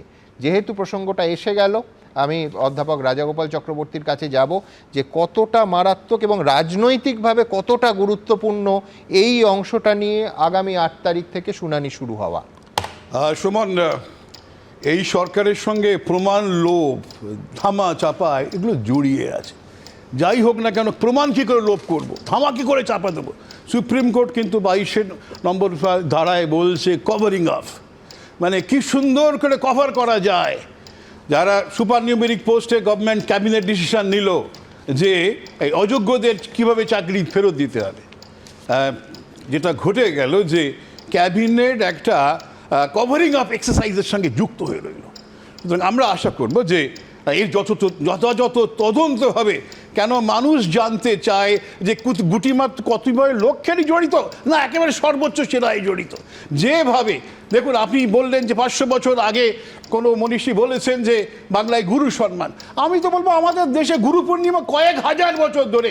ওয়েস্টার্ন কান্ট্রিজে শিক্ষক দিবস শুরু হয়েছে মাত্র কয়েক বছর, চায়নাতে কনফুসিয়াস দিবস হতো। আমরা গুরুকে, শিক্ষককে সম্মান করি যুগ যুগ ধরে। সুতরাং সেই গুরু অসম্মান হয়েছে, একেবারে ধুলোয় লুণ্ঠিত হয়েছে পশ্চিমবঙ্গ সরকারের এই কর্মলেপনায়। আমরা চাই যে যথাযথ প্রমাণ হোক এবং শাস্তি। দেখুন, আজকে যে রায়টা বের হলো, মনে হচ্ছে যেন যারা চাকরি পেয়েছে তারাই অপরাধী, যারা যোগ্য তারাও অপরাধী। কিন্তু সুপ্রিম কোর্টের অর্ডার কোথাও ধরল না সত্যিকারের অপরাধীকে। তারা পয়সা নিয়ে যে তার আনন্দে ঘুরে বেড়াচ্ছে, এবং হয়তো নতুন যখন চাকরি হবে আবার নতুন করে পয়সা রোজগার তারা হয়তো করবে। সেই দিনগুলো কিছুদিনের মধ্যেই তাদের হাতে আসছে। হতাশা, দেখুন পশ্চিমবঙ্গের শিক্ষা জীবনের একটা বড় হতাশা। শিক্ষক হচ্ছে জাতির মেরুদণ্ড, মানে তারা প্রকৃত নাগরিক তৈরি করে, সেটাকে ভেঙে দাও। কি করে অযোগ্য লোকেরা ঢুকতে পারে, যথাযথ শিক্ষা না দিতে পারে, সেটাই প্রচেষ্টা। সেই প্রচেষ্টায় তারা কিছুটা তো সফল বটেই। তো যাই হোক, যে আজকের সুপ্রিম কোর্টের রায় বুঝিয়ে দিয়েছে কিভাবে প্রমাণ লোপের চেষ্টা অসাধারণ একাডেমিক এক্সারসাইজ করেছেন সুপ্রিম কোর্ট, আমি বলবো। তো যাই হোক, আমরা আশা করব যে রাজনৈতিক দলগুলো যে জায়গায় গেছেন তারা দাবি করছেন যে একেবারে যেখান থেকে এই কারাপশনের সৃষ্টি হচ্ছে সেই জায়গায় আঘাত করতে হবে। আমরা সেই দিন সেই অপেক্ষা করে আছি একেবারে। আমি এইখান থেকে আমার পরের প্রতিবেদনে যাব, যেটাই অতিরিক্ত শূন্য পদের সৃষ্টি এবং যে অংশটার ওপর এখনো পর্যন্ত প্রাক্তন প্রধান বিচারপতি DY চন্দ্রচূড়ের বেঞ্চ স্টে দিয়েছে, সেই অংশের শুনানি শুরু হবে আগামী 8 তারিখ। পরের প্রতিবেদন। এসএসসিতে সুপার নিউমেরারি পোস্টের আড়ালেই কি সুপার জালিয়াতি হয়েছিল? রাজ্য সরকারের কারা অতিরিক্ত শূন্যপদ তৈরির ছাড়পত্র দিয়েছিলেন, তা নিয়ে কি তদন্ত চালিয়ে যাবে সিবিআই? এবার তা জানতে সবার নজর সুপ্রিম কোর্টের দিকে। 8 তারিখ সুপ্রিম কোর্টে এই সংক্রান্ত শুনানি রয়েছে। আপনার চিন্তা 8 তারিখ নিয়ে, অতিরিক্ত শূন্যপদ নিয়ে।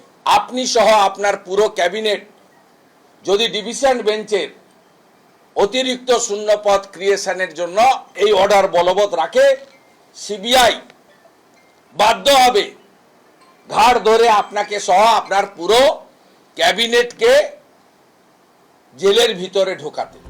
স্কুলে নিয়োগের ক্ষেত্রে সুপার নিউমেরারি পোস্ট অর্থাৎ অতিরিক্ত শূন্যপদ তৈরি নিয়ে শুরু থেকেই বিতর্ক তৈরি হয়। 2024-এর 22 এপ্রিল কলকাতা হাইকোর্টের বিচারপতি দেবাংশু বসাক এবং বিচারপতি মোহাম্মদ সাব্বার রশিদির বেঞ্চ এই নিয়ে একেবারে মমতা বন্দ্যোপাধ্যায়ের মন্ত্রিসভাকে বড়সড় প্রশ্নের মুখে ফেলে দেয়।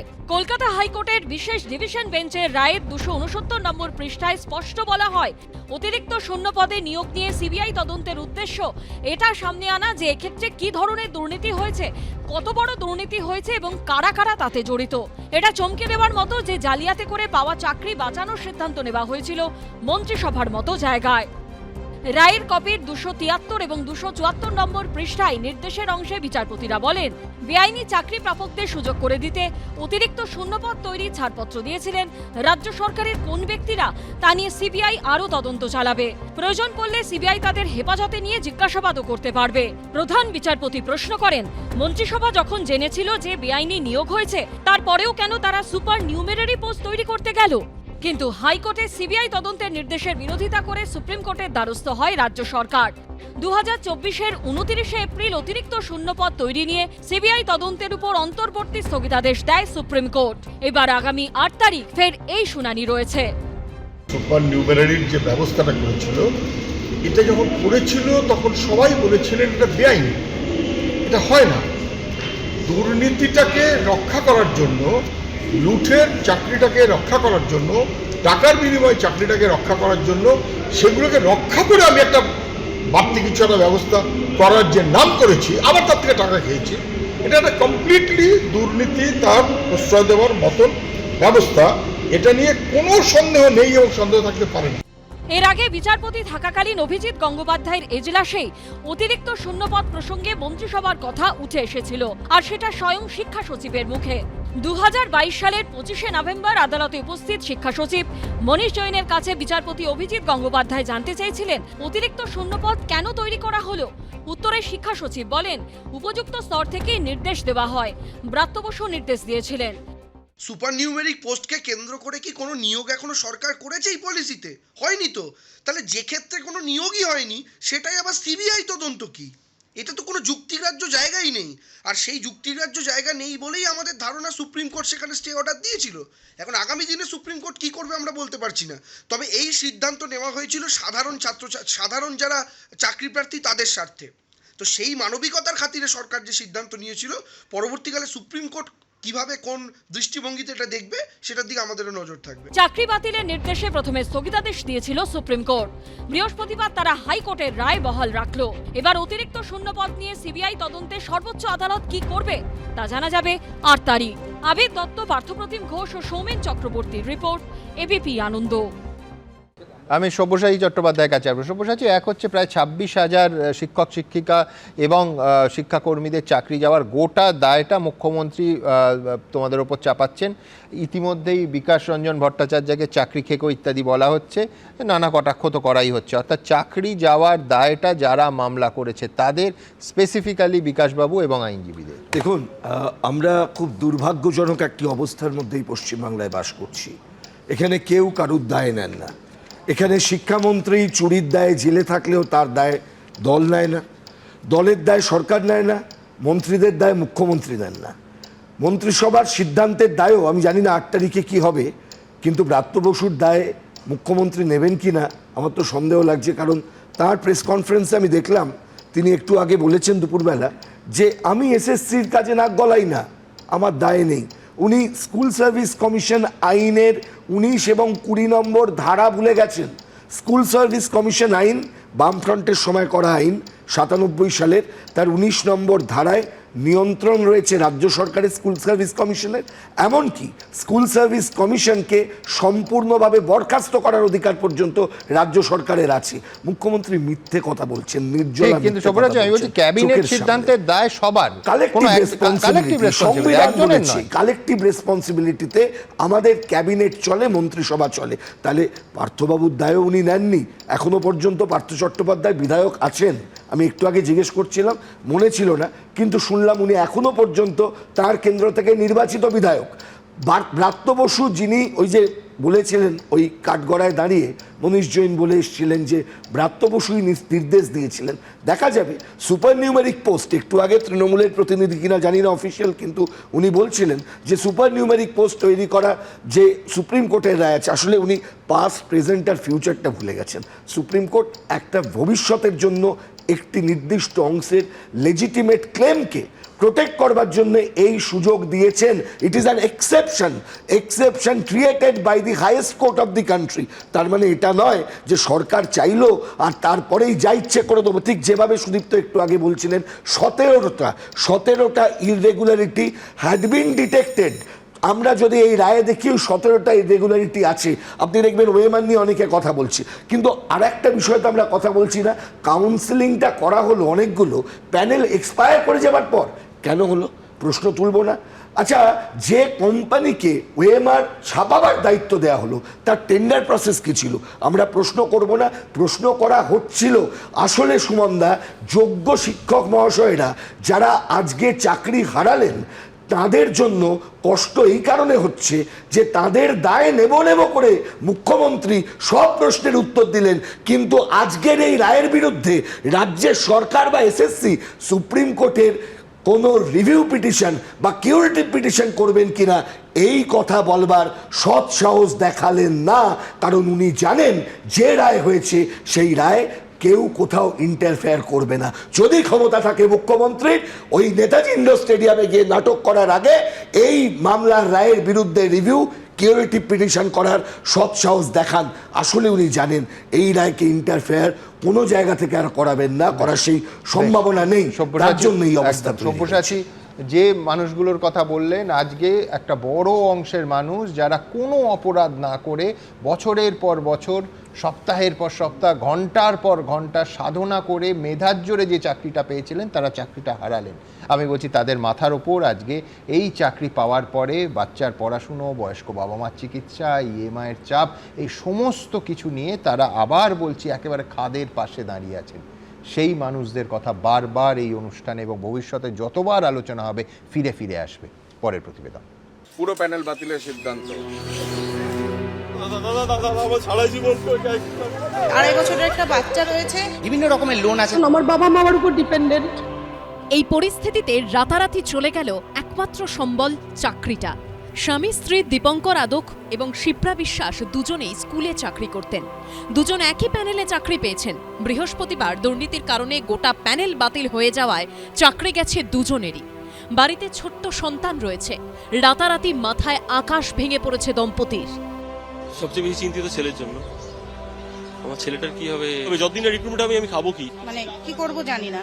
মানে বাবা মা রয়েছে যাদের ওষুধপত্র কেনা সবই আমাদের উপর ডিপেন্ড, খাওয়া দাওয়া সবকিছু আমাদের উপর ডিপেন্ড। এখন কি করব জানি না। বৃহস্পতিবার সকালে দক্ষিণ 24 পরগনার মথুরাপুরের কৃষ্ণচন্দ্রপুর হাই স্কুলে ক্লাস নিতে নিতে কয়েকজন জানতে পারেন তাদের চাকরি আর নেই। আজকে যে রায়টা দিয়েছে যেন মাথা থেকে বাজ পড়ার মতো অবস্থায়, কাল থেকে কি করব যে আমাদের ফ্যামিলি পর্যন্ত মানে যে ভেসে যাওয়ার মতো অবস্থা, লোন কিভাবে শোধ করবে এবং পরিবারকে কিভাবে রাখবো। কে ভেবেছিল এই পরিণতি হবে? কেউ ঘর বেঁধেছেন, কেউ আবার চাকরি পেয়ে নিয়েছিলেন গৃহ ঋণ। কোথা থেকে ইএমআই দেবেন ভেবে কুল কিনারা পাচ্ছেন না। আমার 3 বছরের বাড়িতে বাচ্চা আছে, আমার বাচ্চাকে কি খেতে দেবো জানি না। সর্বনাশ হয়ে যাবে, আমাদের মাথার ছাদ চলে যাবে, আমাদের বাচ্চা নিয়ে আমাদের পথে নামতে হবে। ইউনিভার্সিটির টপার, বাড়ি উত্তর 24 পরগনায়, চাকরি পেয়েছিলেন উত্তর দিনাজপুরের স্কুলে। পুরো প্যানেল বাতিল হওয়ায় চাকরি হারিয়েছেন সেই কৃষ্ণবৃত্তিকা নাথ। আজকে দিনের পর আমি জানি না যে আমার কি হবে। আমি ফার্স্ট ক্লাস ফার্স্ট, আমি গভর্নরের কাছ থেকে গোল্ড মেডেল নিয়েছি। তারপরে যদি আমাকে প্রমাণ করতে হয় আমি যোগ্য কি অযোগ্য, আমার কিছু বলার নেই। এমন অনেকের চাকরি গেছে যারা বাড়িতে একমাত্র রোজগেরে। তাদের পায়ের তলা থেকে মাটি সরে গেছে। আমাদের বাড়িতে বৃদ্ধ মা বাবা, শিশু, প্রত্যেককে আজকে ওষুধ কিনে দিতে হয়, তাহলে আজকে আমরা কোথায় যাব? একদলের দুর্নীতির খেসারত চোখের জল দিয়ে দিতে হচ্ছে হাজার হাজার যুবক যুবতীকে। কৃষ্ণেন্দু অধিকারী, সুদীপ চক্রবর্তী ও গৌতম মণ্ডলের রিপোর্ট, এবিপি আনন্দ।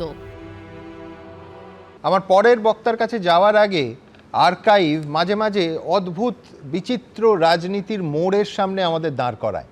আমি দেখছিলাম কীরকম রাজনীতির ইতিহাসে রোল রিভার্সাল হয়। দেখুন, 2017 সাল ত্রিপুরায় 10,323 জন শিক্ষক শিক্ষিকার চাকরি বাতিলের নির্দেশ দিল সুপ্রিম কোর্ট। তখন মানিক সরকারের সরকার চলছে। তৃণমূল কংগ্রেস একেবারে অফিসিয়ালি, আর্কাইভ বলছে, তৃণমূল কংগ্রেস সুপ্রিম কোর্টের সেই রায়কে বলেছিল সত্যের জয়, ভিক্টরি অফ ট্রুথ। শুধু তাই নয়, তৃণমূল কংগ্রেস বলেছিল যে নৈতিক দায়িত্ব নিয়ে সিপিএমের তৎকালীন মুখ্যমন্ত্রী মানিক সরকার এবং তৎকালীন শিক্ষামন্ত্রী তপন চক্রবর্তীর পদত্যাগ দাবি করেছিল, যে পদত্যাগ করতে হবে তাদের। আর আজকে দেখুন, সিপিএম সহ বিরোধীরা এই সরকারকে বরখাস্ত করতে চাইছেন, মমতা বন্দ্যোপাধ্যায়ের পদত্যাগ চাইছেন। এমনকি ইন্ডিয়া জোটের শরিক কংগ্রেসও শুভঙ্কর সরকার সাংবাদিক সম্মেলন করে মমতা বন্দ্যোপাধ্যায়ের পদত্যাগ দাবি করছেন। আমি ইতিহাসের এই বিচিত্র মোড়গুলোর ঘটনাটা বলে বিশ্বনাথ চক্রবর্তীর কাছে যাব। সুমনদা, নগরে যদি আগুন লাগে দেবালয়কে রক্ষা করা যায় না। আমি দিনের পর দিন আপনাকে বলেছি যে তৃণমূল কংগ্রেস ক্ষমতায় আসার পরে যে প্রাতিষ্ঠানিক দুর্নীতি তৈরি করেছে, জন্ম দিয়েছে, সেই প্রাতিষ্ঠানিক দুর্নীতিতে কিন্তু যোগ্যরাও কিন্তু বাঁচবে না। যেমন করে পুরসভার দুর্নীতিতে বাঁচেনি, যেমন করে খাদ্য দুর্নীতিতে বাঁচেনি, ঠিক তেমনিভাবে আমার বিশ্ববিদ্যালয়ে গোল্ড মেডেল পাওয়া ছাত্রীকেও আজকে পথে বসিয়ে দিয়েছে পরিষ্কার মমতা বন্দ্যোপাধ্যায়ের সরকার প্রাতিষ্ঠানিক দুর্নীতি করে। যখন এই ছাত্ররা বলছিল দুর্নীতি হয়েছে, রাস্তায় নেমেছিল, মমতা বন্দ্যোপাধ্যায় চুপ করেছিলেন, শিক্ষামন্ত্রী তৎকালীন চুপ করেছিলেন। দিনের পর দিন মিটিং মিছিল করে বলেছে যে দিদি আপনি কথা বলতে চাই আপনার সাথে, এবং এই ব্যাপক দুর্নীতি হচ্ছে, টাকার বিনিময়ে হচ্ছে, টাকা দিতে হচ্ছে, জমি বাড়ি বিক্রি করে চাকরি পেতে হচ্ছে। মমতা বন্দ্যোপাধ্যায় কুৎসা করবেন না, মিথ্যে কথা বলবেন না, আমাদের বদনাম করবেন না, এইসব কথা বলেছেন। সত্যি বলতে কি, আজকে যদি বিচারপতি অভিজিৎ গঙ্গোপাধ্যায়ের বিচারটা ওনারা মেনে নিতেন, আমি নিশ্চিত ছিলাম যে আজকে এত যোগ্য প্রার্থীদেরকে পথে বসতে হতো না, কান্না দিতে হতো না। আজকে যোগ্য প্রার্থীদের জন্য পুরোপুরি যদি একজন দায়ী হয় মমতা বন্দ্যোপাধ্যায়, তার ইগো। তিনি অভিজিৎ গাঙ্গুলির যে রায়টা ছিল সেই রায়টাকে যদি সেইটাকে যদি রেকটিফাই করতেন, তাহলে কিন্তু আজকে এত বড় বিপর্যয়ের সম্মুখীন হতে হতো না, যোগ্যদের এত অসহায় অবস্থা হতে হতো না। আমি আজকে ভেবেছিলাম সুপ্রিম কোর্টের রায়ের পরে মমতা বন্দ্যোপাধ্যায়ের মধ্যে একটা অনুশোচনা আসবে। মমতা বন্দ্যোপাধ্যায় হয়তো দুঃখ প্রকাশ করবেন, বলবেন যে সরি, আমার সরকারের ব্যর্থতা হয়েছে, কিছু কিছু ব্যর্থতা হয়েছে। প্রথমত নীতি নৈতিকতা যদি 50-60-এর দশকের থাকতো, তাহলে সরাসরি মুখ্যমন্ত্রী আজকে পদত্যাগ করতেন, কারণ তিনি চ্যালেঞ্জ করে সুপ্রিম কোর্টে নিয়ে গেছিলেন। তিনি পদত্যাগ করে বলতেন যে হ্যাঁ, আমার বড় দুর্নীতি হয়েছে, যেমন করে কৃষ্ণমাচারী মানে তৎকালীন অর্থমন্ত্রী 50-এর দশকে পদত্যাগ করেছিলেন, আজকে মমতা বন্দ্যোপাধ্যায় পদত্যাগ করতেন। মমতা বন্দ্যোপাধ্যায় একসময় পদত্যাগ করেছেন, কিন্তু আজকে তিনি পদত্যাগকে ভয় পাচ্ছেন। দ্বিতীয় যেটা আমি দেখলাম যে দায়টা সবাইকে উনি দিয়ে দিচ্ছেন, দায় বন্টন করছেন। সিপিএমের উপরে দায় চাপাচ্ছেন, বিজেপির উপর চাপাচ্ছেন, সুপ্রিম কোর্টের উপর চাপাচ্ছেন। একমাত্র মানে মানে কে দুর্নীতির বাইরে, কে কোনো অন্যায় করে নাই, কার কোনো দায় নেই? মমতা বন্দ্যোপাধ্যায়ের কোনো দায় নেই, তার মন্ত্রিসভার কোনো দায় নেই, তার সরকারের কোনো দায় নেই। বাস্তবটা ঠিক উল্টো। আপনি একজন মুখ্যমন্ত্রী এবং মন্ত্রিসভার আপনি প্রধান, মন্ত্রিসভার প্রধান হিসাবে আপনার কালেকটিভ রেসপন্সিবিলিটি আছে। অর্থাৎ কোনো মন্ত্রী যদি ভুল কাজ করে, তার দায়টা সরাসরি মুখ্যমন্ত্রী হিসেবে আপনার আছে, এবং একই সাথে পুরো মন্ত্রিসভার নেতৃত্ব আপনি দেন। ফলে শিক্ষা দপ্তরের ব্যাপক দুর্নীতি, তার দায় আপনি কি করে একজন মুখ্যমন্ত্রী হিসেবে অস্বীকার করেন পার্লামেন্টারি ডেমোক্রেসিতে? এবং একই সাথে আপনি সুপার নিউমেরিক্যাল পদ যখন তৈরি করেছিলেন, ভাবনাটা আপনার ছিল যে দুর্নীতিগ্রস্তদেরকে আড়াল করবেন, সেই কারণে আপনি এই অতিরিক্ত পদ তৈরি করে দুর্নীতিগ্রস্তদের সংরক্ষণের ব্যবস্থা করেছিলেন। সুতরাং সেই দিক থেকেও আপনার দায় আছে। এবং সর্বোপরি আমি যেটা বলবো যে আপনি জল এবং দুধের মধ্যে আলাদা করতে চাননি, এসএসসিকে সেই নির্দেশ দেননি। তার কারণটা খুব পরিষ্কার, যে তাহলে যারা ব্যাপক পরিমাণে টাকা দিয়ে ঢুকেছিল এবং প্রত্যেকটা কেস যদি আলাদা হতো, তাহলে তাদের বিরুদ্ধে তদন্ত হতো, তদন্ত হলে আরো মন্ত্রী নেতারা ধরা পড়তো আপনার দলের। সেই কারণেই কাকর এবং বিয়ের মধ্যে আপনি তফাৎ করেন, চালের মধ্যে তফাৎ হননি বলছেন বিশ্বনাথ চক্রবর্তী। আমি অর্ণবের কাছে যাব। অর্ণব, একটা অদ্ভুত লজিক, সেটা হচ্ছে যখন কোনো সরকার চাকরি দেয়, সেই চাকরির কৃতিত্ব, সে কেন্দ্র হতে পারে, অন্য ভারতবর্ষের যে কোনো রাজ্য ধরুন, তারা তো বলে যে আমরা চাকরি দিলাম, এই সরকার, অমুক মুখ্যমন্ত্রীর সরকার, যে তারা চাকরি দিল। আমি বলছি, আর যখন বিপদে এই ধরনের বড় দুর্নীতির প্রশ্নের মুখে পড়ছে, তখন এসএসসি চাকরি দিল। আমি বলছি সরকার চাকরি দেওয়ার কৃতিত্বটা নেবে, আর চাকরি ক্ষেত্রে গন্ডগোল, দুর্নীতি এইরকম সুপ্রিম কোর্টের থাপ্পড় খেলে বলবে যে না, আমি নই, এসএসসি চাকরি দিয়েছি। না সুমনদা, একেবারে আমি তো প্রথমে যেটা বললাম, পোডিয়ামে দাঁড়িয়ে যেটা বললাম, আমি এখনো সেই জায়গাতে স্টিক করে রয়েছি। এসএসসি এবং সেই সময় তৎকালীন যিনি মন্ত্রী ছিলেন, শিক্ষামন্ত্রী ছিলেন, তার যারা আধিকারিকরা ছিলেন, এই পুরো যে টিম, যে অন্যায় করেছে, সেই অন্যায়কে কোনোভাবে সমর্থন করা যায় না। আমি বলছি যে যদি মন্ত্রী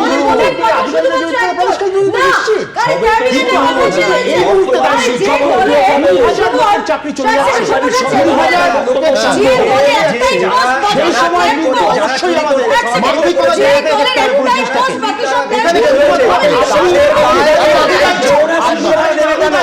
তাদের জীবন জীবিকা দিয়ে আমরা অন্যের লোভের রাজ্য সরকার চুরি করেছে, এটা প্রমাণিত। তার দায় আমরা যোগ্যরা, যারা অন্যায় করেনি, যারা অনেস্টলি যারা কোনো টাকা দেয়নি, তারা এর দায় নেবে কেন? কেন আমি আমার নিজের জীবন ও জীবিকার মূল্য চোকাতে হবে? রাজ্য সরকার চুরি করেছে, সেই চুরি অবশ্যই 1 নম্বর দায়ী। 2 নম্বর দায়ী বিচার ব্যবস্থা। সেই চালের কাগজের ব্যবস্থাটা করে দিলেন না কেন? 5300 জন যে চোর ধরা পড়েছে, তাদেরকে আলাদা করে কেন যোগ্যদের সঙ্গে ন্যায় বিচার করলেন না কেন? কেন বিচার ব্যবস্থায় দায়ী নিতে হবে না? রাজ্য সরকারকে দায়ী, আপনারা তো চুরি করেছেন, এসএসসি তো দায়ী, কিন্তু এই দায় তো সুপ্রিম কোর্ট এবং বিচার ব্যবস্থা। আমরা কোথায় ন্যায় বিচার পেলাম? আমাকে তো বলতে হবে যে আমার দায়টা কোথায়। তর্কের খাতিরে ধরে নিচ্ছি যে এটা কি নিম্ন আদালত থেকে হাইকোর্ট থেকে সুপ্রিম কোর্ট কোথাও যত তুমি প্রত্যেকটা শুনানিতে কার্যত ছিলে, আমি বলছি যে একজন শিক্ষামন্ত্রী তিনি ব্যক্তিগত ক্ষমতার বলে দুর্নীতি করেছেন, তার কয়েকজন বাছাই শীর্ষ আধিকারিক করেছেন, বিষয়টা কি তাই? নাকি এই স্কেলে যখন দুর্নীতি হয়, যখন টেবিলের থেকে প্রত্যেকটা ক্ষেত্রে যত রেকমেন্ডেড অ্যাপয়েন্টমেন্ট থাকে তার থেকে অ্যাপয়েন্টমেন্ট লেটার ইস্যু হয়, এক্ষেত্রে বহু মানুষ, মানে এই জন্যই তো বারবার প্রাতিষ্ঠানিক দুর্নীতি কথাটা আসছে। এটা কি ব্যক্তি পার্থ চট্টোপাধ্যায় একদমই না, হতে পারে না। ব্যক্তি পার্থ চট্টোপাধ্যায় একটা, দুটো, 10টা করতে পারে, 1000, 2000, 3000, 5000 কোনোই করতে পারে না। তখনই এটা সম্ভব যখন এটা একটা ইনস্টিটিউশনাল ফ্রডে পরিণত হয়। আর আবারও বলছি, উনি বললেন ওনার সঙ্গে খুব, মানে আমি ওনার যে ওনার যে বেদনা, তার সঙ্গে আমি খুব সবাই একটা কথা বলবো, বিচার ব্যবস্থার এটা দায়িত্ব না পৃথকীকরণ করার। বিচার ব্যবস্থা জাজমেন্ট দেবে, তার কাছে যা মেটেরিয়ালস দেওয়া হয়েছে, বারবার হাইকোর্ট থেকে সুপ্রিম কোর্টের বিচারপতি বারবার বলেছে আপনারা যোগ্যের তালিকা দিন। বরঞ্চ সুপ্রিম কোর্টে আজকে জাজমেন্টে বলেছে এসএসসি সুপ্রিম কোর্ট এই 4 রকমের তালিকা দিয়ে বিভ্রান্ত সৃষ্টি করছে। আর একটা কথা 2022 সালে যখন প্রথমে দুর্নীতি ধরা পড়লো, তখনই যদি আজকে সরকার ডিসিশন নিয়ে মেনে নিত, তাহলে এই দিন আজকে তৃণমূল বলছে পার্থ চ্যাটার্জি একমাত্র চোর, কিন্তু উনি জানেন নেটওয়ার্ক সেলস কি জিনিস। এই তৃণমূল কংগ্রেসকে নেটওয়ার্ক ব্যবহার করে উনি, মানে পুরো দলটাকে উনি ব্যবহার করেছে, দলের বিভিন্ন মন্ত্রী, এমএলএ, কাউন্সিলর, এবং তাদের মাধ্যমে দিয়ে অন্য দলের এজেন্ডাও জড়িয়ে। আমি একটা জিনিস বলছি যে রাজ্য সরকার চুরি করেছে, রাজ্য সরকার এসএসসিকে দিয়ে চুরি করেছে, দায় অবশ্যই রয়েছে, তার জন্য 5300 জন বেনিফিটেড হয়েছে, কিন্তু 19000 তো বেনিফিটেড হয়নি। সেখানে স্ট্যাটিস্টিক্যাল একটা রিপোর্ট এখানে দিয়েছে, 9-10 ক্ষেত্রে 8.5% দুর্নীতি হয়েছে। তার মানে 91%-এর বিরুদ্ধে কোনো অভিযোগ নেই। এটা যত সিবিআই পারেনি কোনো দুর্নীতি। 11-12 ক্ষেত্রে মাত্র 14.47% দুর্নীতি হয়েছে, মানে তার মানে বাকি 85%-এর বিরুদ্ধে কোনো অভিযোগ নেই। তাহলে আপনি সম্পূর্ণ বিষয়টা মিসরিড করছেন। এই টেবিলটা যোগ্য অযোগ্যের টেবিল না, এই টেবিলটা হচ্ছে যেখানে একদম ওপেন অ্যান্ড শার্ট কেস যাকে বলে, যে যত শূন্য পদ আছে আমি তার থেকে বেশি অ্যাপয়েন্টমেন্ট লেটার ইস্যু করছি।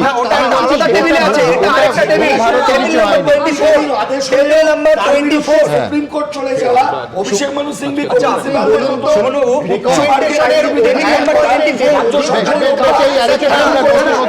এগিয়ে নিয়ে যাব, কিন্তু তার আগে এই মুহূর্তে যারা টেলিভিশন সেটের সামনে এসেছেন, একদম আমি অমিত বাবুর সঙ্গে সম্পূর্ণ একমত। একদম 400 জন, 500 জন, 1000 জন, তার জন্য আমি দায় নেবো কেন?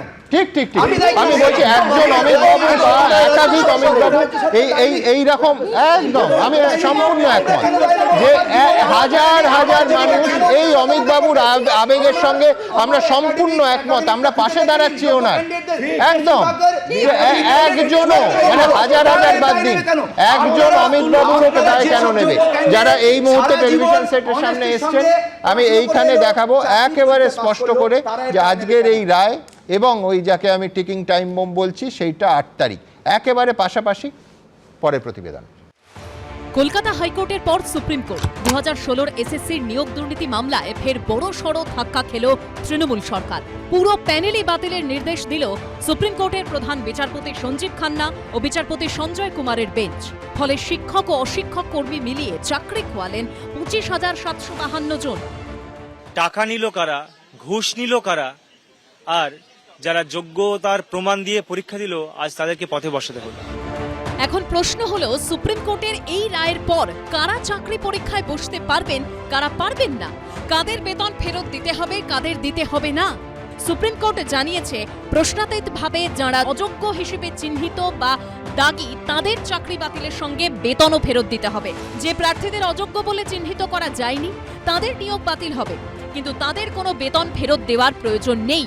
আদালতের বক্তব্য, যারা যোগ্য বা অযোগ্য বলে চিহ্নিত নন তারা সকলেই নতুন নিয়োগ প্রক্রিয়ায় অংশগ্রহণ করতে পারবেন। এক্ষেত্রে বয়সের ছাড়ের কথাও রায়ের প্রতিলিপিতে উল্লেখ করা হয়েছে। সর্বোচ্চ আদালতের মন্তব্য, আমাদের মতে এটাই ন্যায্য, এটাই হওয়া উচিত। এতে তারা আবার নিয়োগ প্রক্রিয়ায় অংশ নিতে পারবেন। দেখুন, সরকার যদি দুর্নীতি না করত তাহলে তো আজকে এই দিনটা দেখতে হতো না। খুন করলো একজন আর শাস্তি হবে আরেকজনের। বিশেষভাবে সক্ষমদের ক্ষেত্রে কি হবে? সুপ্রিম কোর্ট জানিয়েছে তাদের কাজ চালিয়ে যাওয়ার অনুমতি দেওয়া হবে এবং নতুন বাছাই প্রক্রিয়া এবং নিয়োগ সম্পূর্ণ না হওয়া পর্যন্ত বেতন পাবে। বিশেষভাবে সক্ষম প্রার্থীদের নতুন নিয়োগ প্রক্রিয়ায় অংশগ্রহণ করার অনুমতি দেওয়া হবে, যদি প্রয়োজন হয় বয়স এবং অন্যান্য ছাড় সহ। দুর্নীতি না করেও দুর্নীতির দায়ে এত বছর চাকরি করেও চাকরি হারা। অন্যদিকে অতিরিক্ত শূন্যপদ তৈরি নিয়ে হাইকোর্টের সিবিআই তদন্তের নির্দেশ যেখানে স্থগিতাদেশ দিয়েছিল সুপ্রিম কোর্ট, তার ভবিষ্যৎ কি? সেই তদন্ত কি করবে সিবিআই? ৮ তারিখ সুপ্রিম কোর্টে এই মামলার শুনানি। সরকারের অপরাধের জন্য, অপদার্থতার জন্য, চুরি এবং লুঠের ব্যবস্থার জন্য, দুর্নীতির জন্য সাধারণ যোগ্য স্বচ্ছ চাকরি যারা পেয়েছিলেন তাদের আগে বিপদে পড়তে হলো। এ দায় ১০০% সরকার। একদল দুর্নীতি করলো, হেভিওয়েটরা মদত দিল, আর যোগ্যরা পথে বসলো। এই নিয়েই এখন জোর বিতর্ক। কৃষ্ণেন্দু অধিকারী, সৌমিত্র রায় ও পার্থপ্রতিম ঘোষের রিপোর্ট, এবিপি আনন্দ। আলোচনার দ্বিতীয় পর্বে আমার সঙ্গে নতুন অতিথিরা আছেন। আমি অধ্যাপক সুমন বন্দ্যোপাধ্যায়কে দিয়ে শুরু করব। আমার প্রশ্নটা খুব পরিষ্কার, সেটা হচ্ছে ২৬,০০০, প্রায় ২৬,০০০ মানুষের চাকরি বাতিলের নির্দেশ প্রথমে এলো কলকাতা হাইকোর্ট থেকে। কলকাতা হাইকোর্টের সেই নির্দেশ সুপ্রিম কোর্ট বহাল রাখলো। এই পার্টে তো সুমনদা নিশ্চয়ই আমার সঙ্গে একমত হবেন। মুখ্যমন্ত্রী বলছেন যে এটা করিয়েছেন বিজেপি আর সিপিএম, মানে তাহলে কি আমাদের বিচার ব্যবস্থা রাজনৈতিক স্বার্থে কাজ করছে? এই মন্তব্যের কিন্তু এটা মানে হয়। আর এই প্রশ্নটা তোলা হচ্ছে তৃণমূলের অফিসিয়াল পেজ থেকে, যেখানে রাজনৈতিক স্বার্থে কাজ করছে কিনা সেই প্রশ্নটা জিজ্ঞাসার চিহ্ন সমেত তোলা হয়েছে।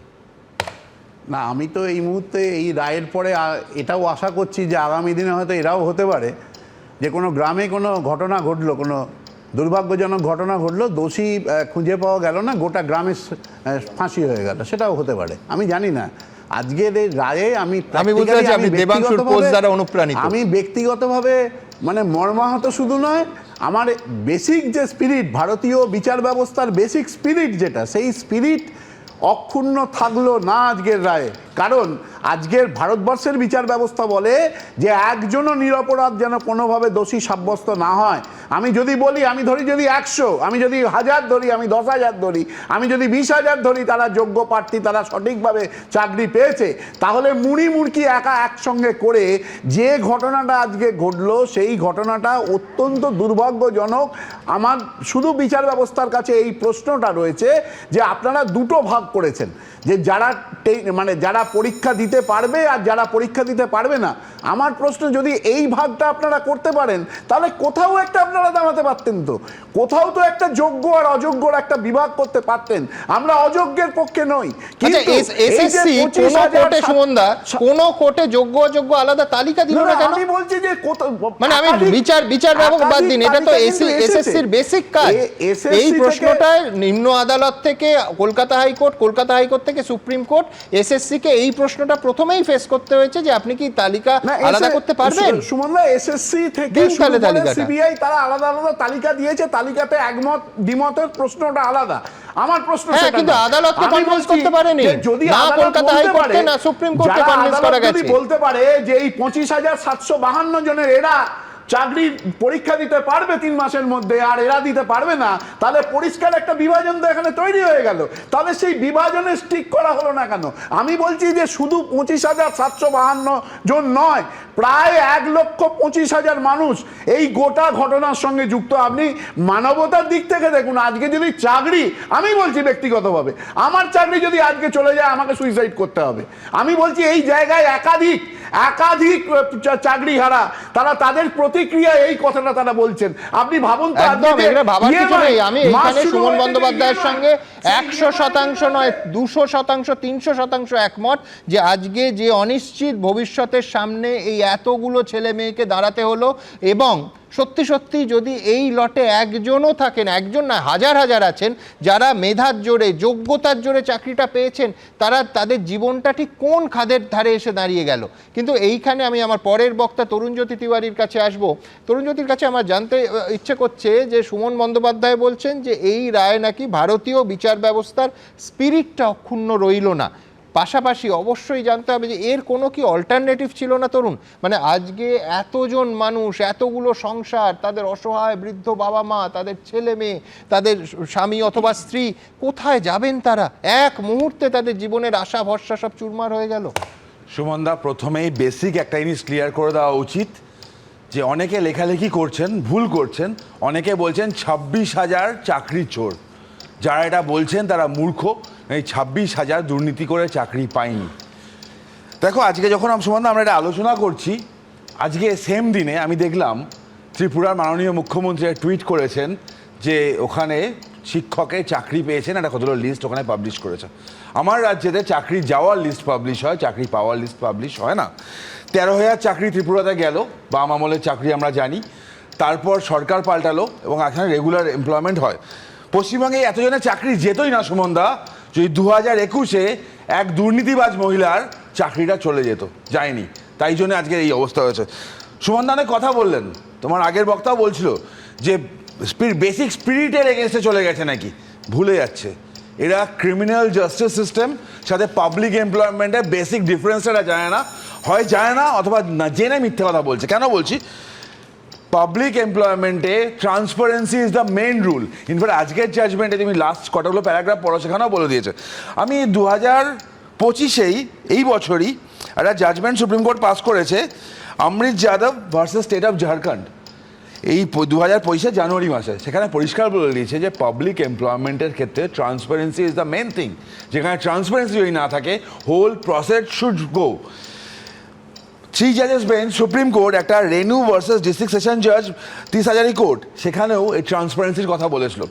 আজকে মমতা বন্দ্যোপাধ্যায় বক্তব্য শুনছিলাম, তিনি বলেন আমাদের সময় দেওয়া হয়নি। সুমনদা, কেউ যদি বেবি প্ল্যানিং করে, বেবি প্ল্যানিং করলে তার মানে বিয়ে হবে, বিয়ে হবার বাচ্চা হবে, বাচ্চার মুখে ভাত হয়ে যাবে, যেই সময়টা লাগবে পুরো প্রসেসটার জন্য, তার থেকে বেশি সময় এই সরকার পেয়েছিল। সিঙ্গেল বেঞ্চ বলেছিল 8,000 দুর্নীতিবাজ আছে, বের করে দাও, বের করলো না। রাজ্য সরকার এবং কমিশন ছুটলো সুপ্রিম কোর্টে, ডাইরেক্ট ডিভিশন বেঞ্চে নয়, সুপ্রিম কোর্টে গিয়ে বললো যে না মাইলর উল্টোপাল্টা হয়েছে, কাউকে শোনা হয়নি। ওরা ঠিক আছে শোনো। ডিভিশন বেঞ্চে আসলো, 5 মাস সময় পেলো ডিভিশন বেঞ্চে। ডিভিশন বেঞ্চ বারবার বললো তোমরা তালিকা দাও, তালিকা দিল না, বললো ওএমআর নষ্ট হয়ে গেছে। কমিশনের চেয়ারম্যান নিজে স্বীকার করেছে যে ওএমআর যখন নষ্ট হয়ে গেছে তখন যোগ্য অযোগ্য আলাদা করা পসিবল না, তোমাদের বাইট থাকবে, নিশ্চয় দেখাতে পারো। থার্ড সুপ্রিম কোর্টে গেল গত বছর এপ্রিল থেকে, আজকে আমরা দাঁড়িয়ে আছি এপ্রিলে, 1 বছর ওখানে। ঠিক আছে, আমি বলছি তরুণ, তুমি একটা এজেন্সির ভূমিকা এড়িয়ে যাচ্ছ, তার নাম হচ্ছে সিবিআই, যাদের দায়িত্ব ছিল যে এই যোগ্য অযোগ্য যদি ভাগ করা যায়, অমিত বাবু থেকে চিন্ময় বাবুদের চাকরিটা যাতে বানানো যায়। এড়াচ্ছি না সুমনদা, কেন এড়াচ্ছি না? যেগুলো রেকর্ডে আছে সেগুলো বের করা পসিবল, যেগুলো ডেস্ট্রয় হয়ে গেছে কমপ্লিটলি। তোমরা সবাই বলছো না 1,04,000, এই 26,000 যদি ধরা হয়, 4 জন করে পরিবার ধরলে 1,04,000। সুমনদা, তোমরা 1,04,000 বলতে পারো, আমি তো দেখা করেছি যারা 1000 দিনের পর 1500 দিনের পর রাস্তায় বসে আছে। সংখ্যাটা 1,04,000 নয় সুমনদা, সংখ্যাটা হচ্ছে 25 লক্ষ পরীক্ষার্থী, 4 জন করে যদি পরিবারের সদস্য হয়, সংখ্যাটা আছে 1 কোটি। এই দুর্নীতির জন্য 1 কোটি মানুষ ক্ষতিগ্রস্ত হয়েছে, তার জবাব কে দেবে? মুখ্যমন্ত্রী দেবে না? আজকে মুখ্যমন্ত্রী বলছেন বিজেপি দোষী, সিপিএম দোষী, বিকাশ বাবু দোষী, আর উনি ধবধবে ফর্সা খানায়, উনি কিছু বোঝেন না, উনি কিছু জানেন না, ন্যাকামো হচ্ছে। লাস্ট কথা বলো সুমনদা, ক্যাবিনেট জানতো না ক্যাবিনেট ডিসিশন কি ছিল? অযোগ্যতা রেখে দেওয়ার জন্য 262 কোটি টাকা প্রত্যেক বছর খরচার প্রপোজাল ছিল। কেন? চাকরি চোর যাদেরকে দেখা গেছে তাদের চাকরি রেখে দেওয়ার জন্য। আজকে নাটক হচ্ছে, আমি জানি না। আমি বলছি যে আগামী দিনে আজকে যারা এই রায়ের পাশে যারা দাঁড়িয়েছে বা এই রায়কে যারা জোর গলায় সমর্থন করছে, আগামী দিন তারা মানুষের পাশে যাবে।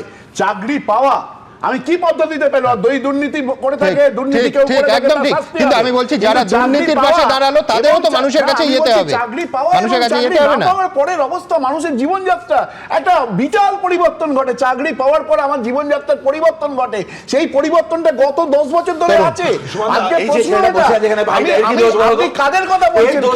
দুর্নীতির কথা বলছেন, যারা যারা নিজে দুর্নীতি করেছে, দুর্নীতির কথা ভারত তীব্রভাবে আমি নিন্দা করছি, সেটা হচ্ছে যারা গোটাটাকে এক ব্র্যাকেটের মধ্যে ফেলতে চাইছেন। তার কারণ ওই তরুণ শুরুতে বলছিল না যে কারা সোশ্যাল মিডিয়া কি লিখছেন, আমি জানি না কি লিখছেন। আমি বলছি এর ভেতর প্রচুর কয়েক হাজার মেধাযুক্ত যারা রাতের পর রাত বছরের পর বছর পরিশ্রম করে এই জায়গাটা পেয়েছিলেন, তারা আজকে আবার বলছি খাদের পাশে এসে দাঁড়ালেন।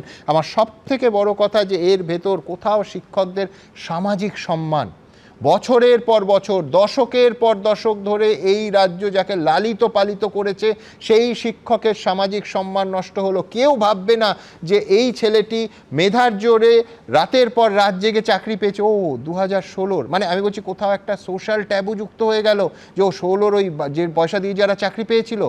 দয়া করে মুড়ি আর মিচড়ি একদর করার এই প্রবণতা, এই অমানবিকতা বন্ধ হোক। আমার পরের প্রতিবেদন শিক্ষকের সম্মান নিয়ে। এই বেলাগাম দুর্নীতি যে সম্মানকে ধুলোয় মিশিয়েছে, আবার বলছি দায়ী বেলাগাম দুর্নীতি। দেখুন কি মুখ দেখাবো আমি জানি না, মানে আমি এই অনিশ্চিত ভবিষ্যৎ। এতদিন ধরে ছাত্রছাত্রীদের অঙ্ক শেখাচ্ছেন, কিন্তু বৃহস্পতিবার এক নিমেষে জীবনের অঙ্কই ওলটপালট হয়ে গেছে। ছাত্রদের মোটিভেশন করতাম, পড়াশোনা করো, পড়াশোনা করতে হবে, রেস্ট্রিকশন ডিসিপ্লিনে থাকো। একটু কড়াও ছিলাম অঙ্কের শিক্ষক হিসাবে। কাকে কি বলবো। হুগলির বাঁশবেড়িয়া গ্যাঞ্জেস হাই স্কুলের শিক্ষিকা ইপসিতা হাজরা বৃহস্পতিবার অবধি স্কুলে গেছেন, ছাত্র পড়িয়েছেন, সেই চাকরিটা আর নেই। এটা ভাবতেই পারছেন না, মাথায় আসছে না এরপর ছাত্রদের মুখোমুখি হবেন কি করে।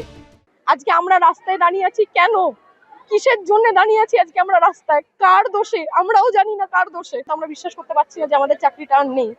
আমরা মানসিকভাবে ভেঙে পড়েছি, কাল থেকে কি করবো আমরা জানি না। এখন রাস্তাঘাটে বেরোলেই তো আমাদেরকে শুনতে হবে যে এও চুরি করেছিল নিশ্চয়ই, সেই জন্যই চাকরি গেছে।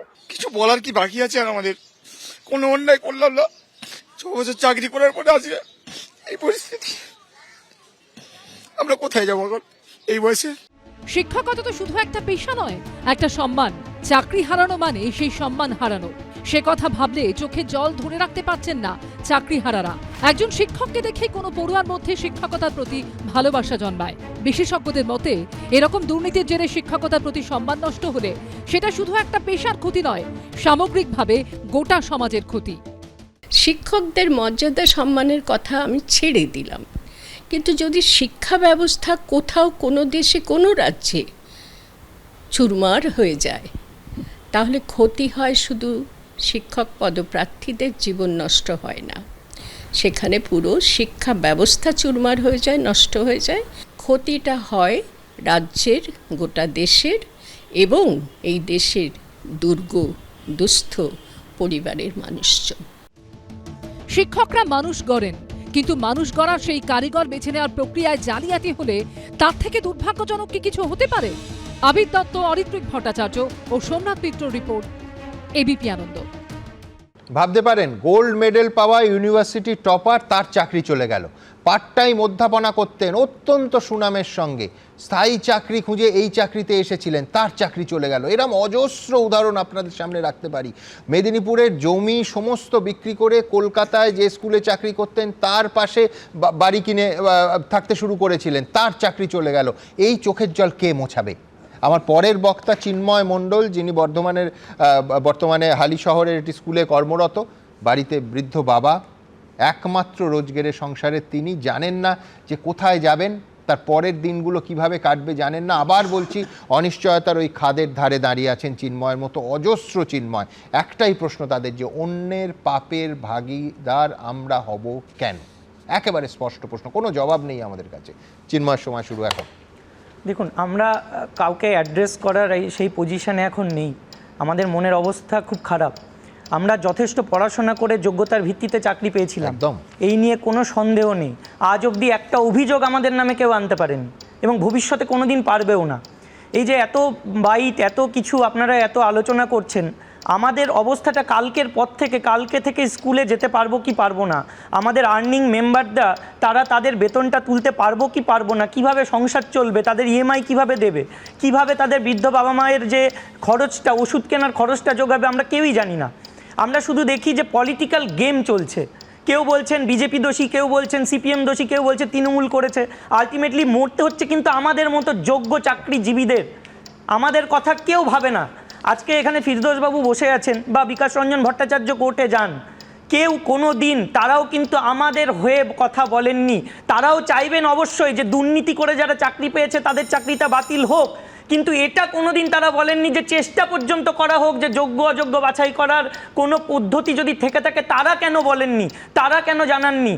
আজকে গোটা দুর্নীতির দায় তো এই রাজ্য সরকারের। সেই তৎকালীন শিক্ষামন্ত্রী, তৎকালীন পর্ষদের যারা সভাপতি চেয়ারম্যান ছিলেন তারা কিন্তু ইন কাস্টাডিতে আছেন, তাদের বিরুদ্ধে বিচার বিভাগীয় তদন্ত হচ্ছে। তাদের কি হবে? আমরা কখনো দেখছি জামিনে ছাড়া পেয়ে যাচ্ছেন, আমরাই ভুক্তভোগী, আমরাই মরছি। এত আলোচনা, এত কিছু, সমাজের সম্মানহানিটা হচ্ছে আমাদের, সমাজের যত কিছু দুর্ভোগ পোহাতে হচ্ছে আমাদের, কিন্তু কেউ কিন্তু আমাদের দিকে তাকায় না।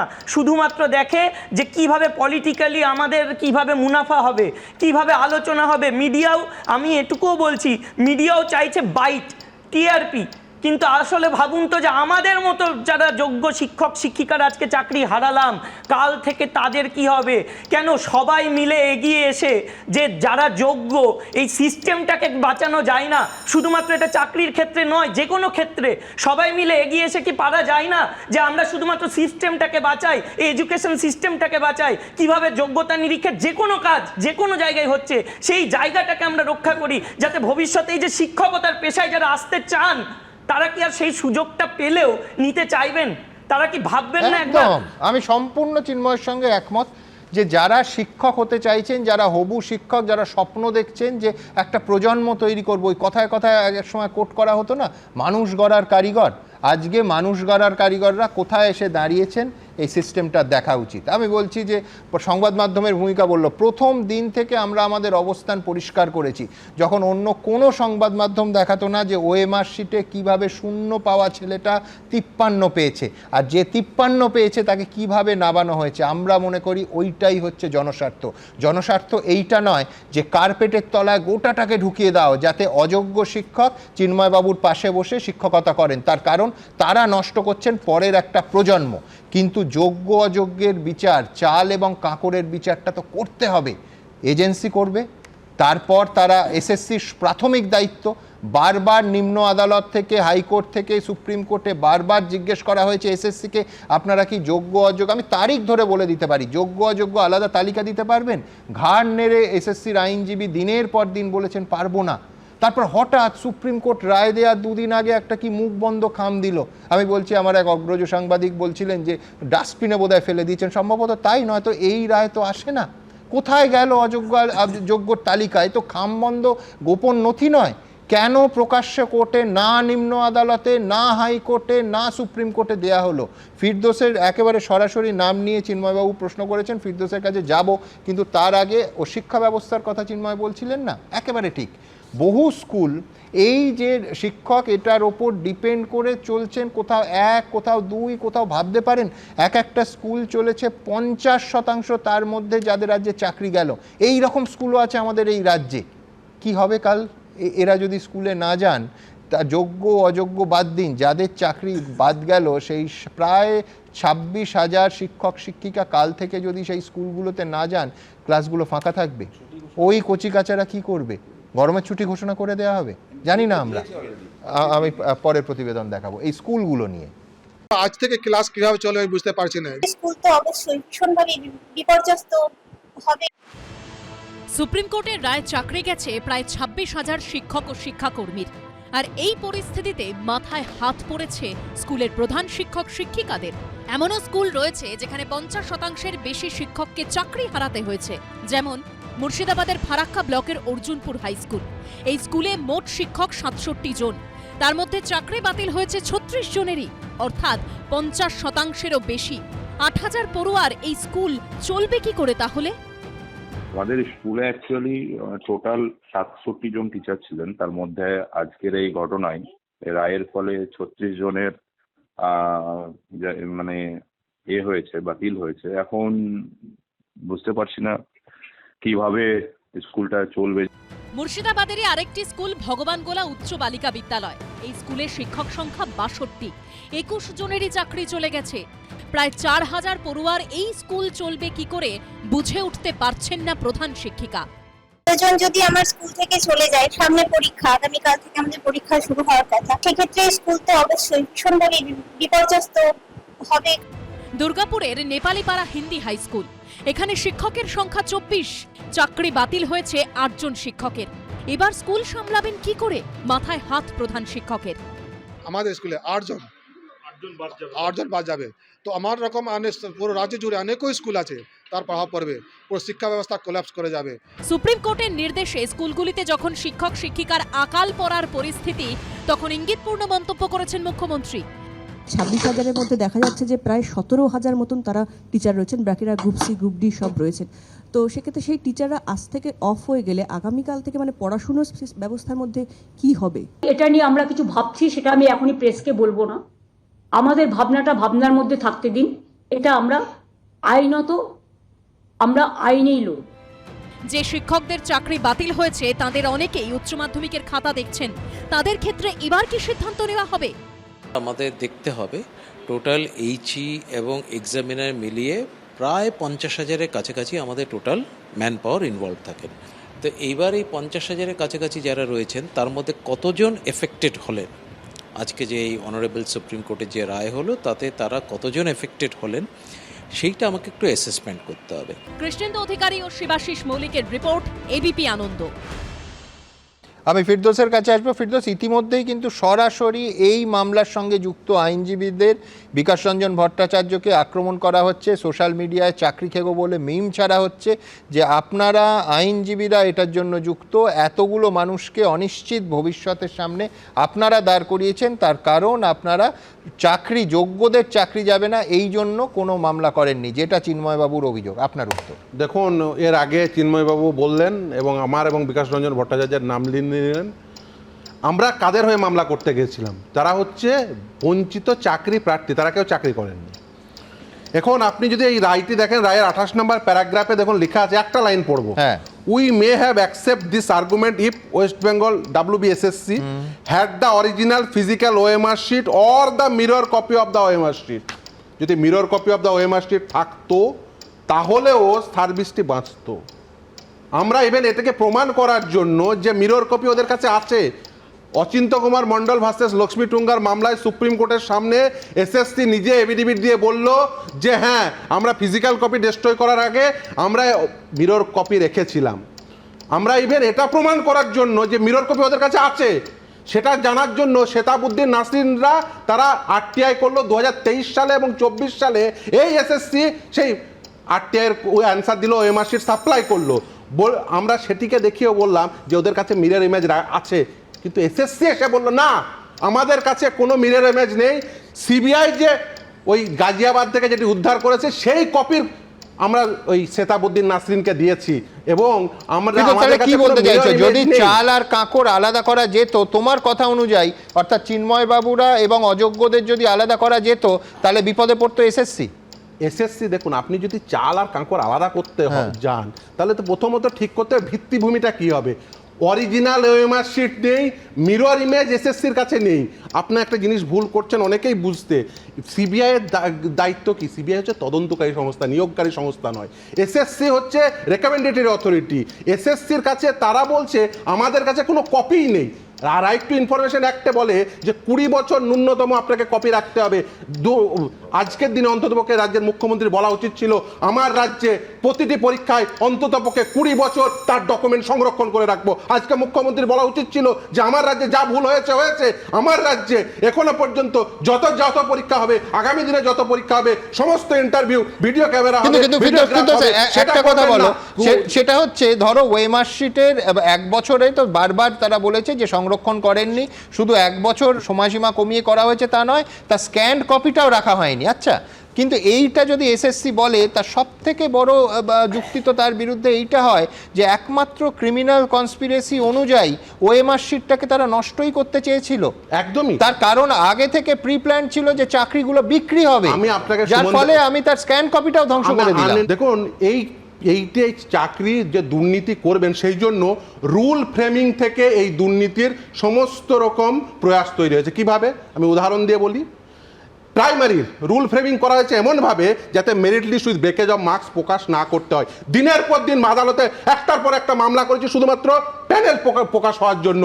তারা গিয়ে বলেছে দেখুন, সরকার তো রুল ফ্রেমিং করেনি, সরকার রুল ফ্রেমিং করেছে দুর্নীতি করার জন্য, সরকার রুল ফ্রেমিং করেছে যাতে এই দুর্নীতির পথ প্রশস্ত হয়। তারপরে কি হয়েছে, মেরিট লিস্ট প্রথমে ব্রেকেজ অফ মার্কস প্রকাশ করেনি, আদালতে এসে মামলা করতে হয়েছে যাতে merit list with breakage of marks প্রকাশ করতে হয়। কিন্তু যেহেতু রুল নেই, আমাদের দেশে যারা নির্বাচিত জনপ্রতিনিধি তারাই আইন তৈরি করার হকদার, কোনো বিকাশ রঞ্জন ভট্টাচার্য বা ফিরদৌস শামীম নয়। যখন আপনি জনগণ, আপনার কিছু নাগরিক দায়িত্ব থাকে, সেই নাগরিক দায়িত্ব কি, আপনি যখন সেই মানুষকে নির্বাচিত করবেন তার যেন ইন্টেনশন থাকে, গুড ইন্টেনশন থাকে, না হলে কিন্তু আপনি কোনো অপরাধ না করে পরিষ্কারভাবে বলতে চাই, চাল এবং কাঁকড় বাজার যে ওনাদের নাম উঠে এসেছে, এই চাল কাঁকড় বাজার কোনো প্রক্রিয়াতে এনারা কোনোভাবে মানে চাল কাঁকড় বাজার পক্ষে ছিলেন না, এরা চাকরি বাতিলের পক্ষে ছিলেন, রাজনীতির দায়িত্ব ছিল।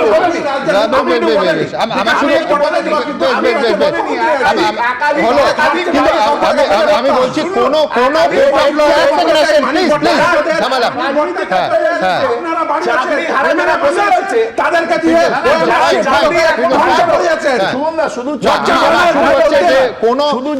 কোর্ট অফ লয়, সুমনদা, কোন কোর্ট অফ লয় বিকাশ রঞ্জন ভট্টাচার্য বা ফিরদৌস শামীমকে পাত্তাই দিত না যদি এসএসসি লিস্টটা ফেলে বলতো এই হচ্ছে যোগ্যদের লিস্ট, এই হচ্ছে অযোগ্যদের লিস্ট, শুনতেই না।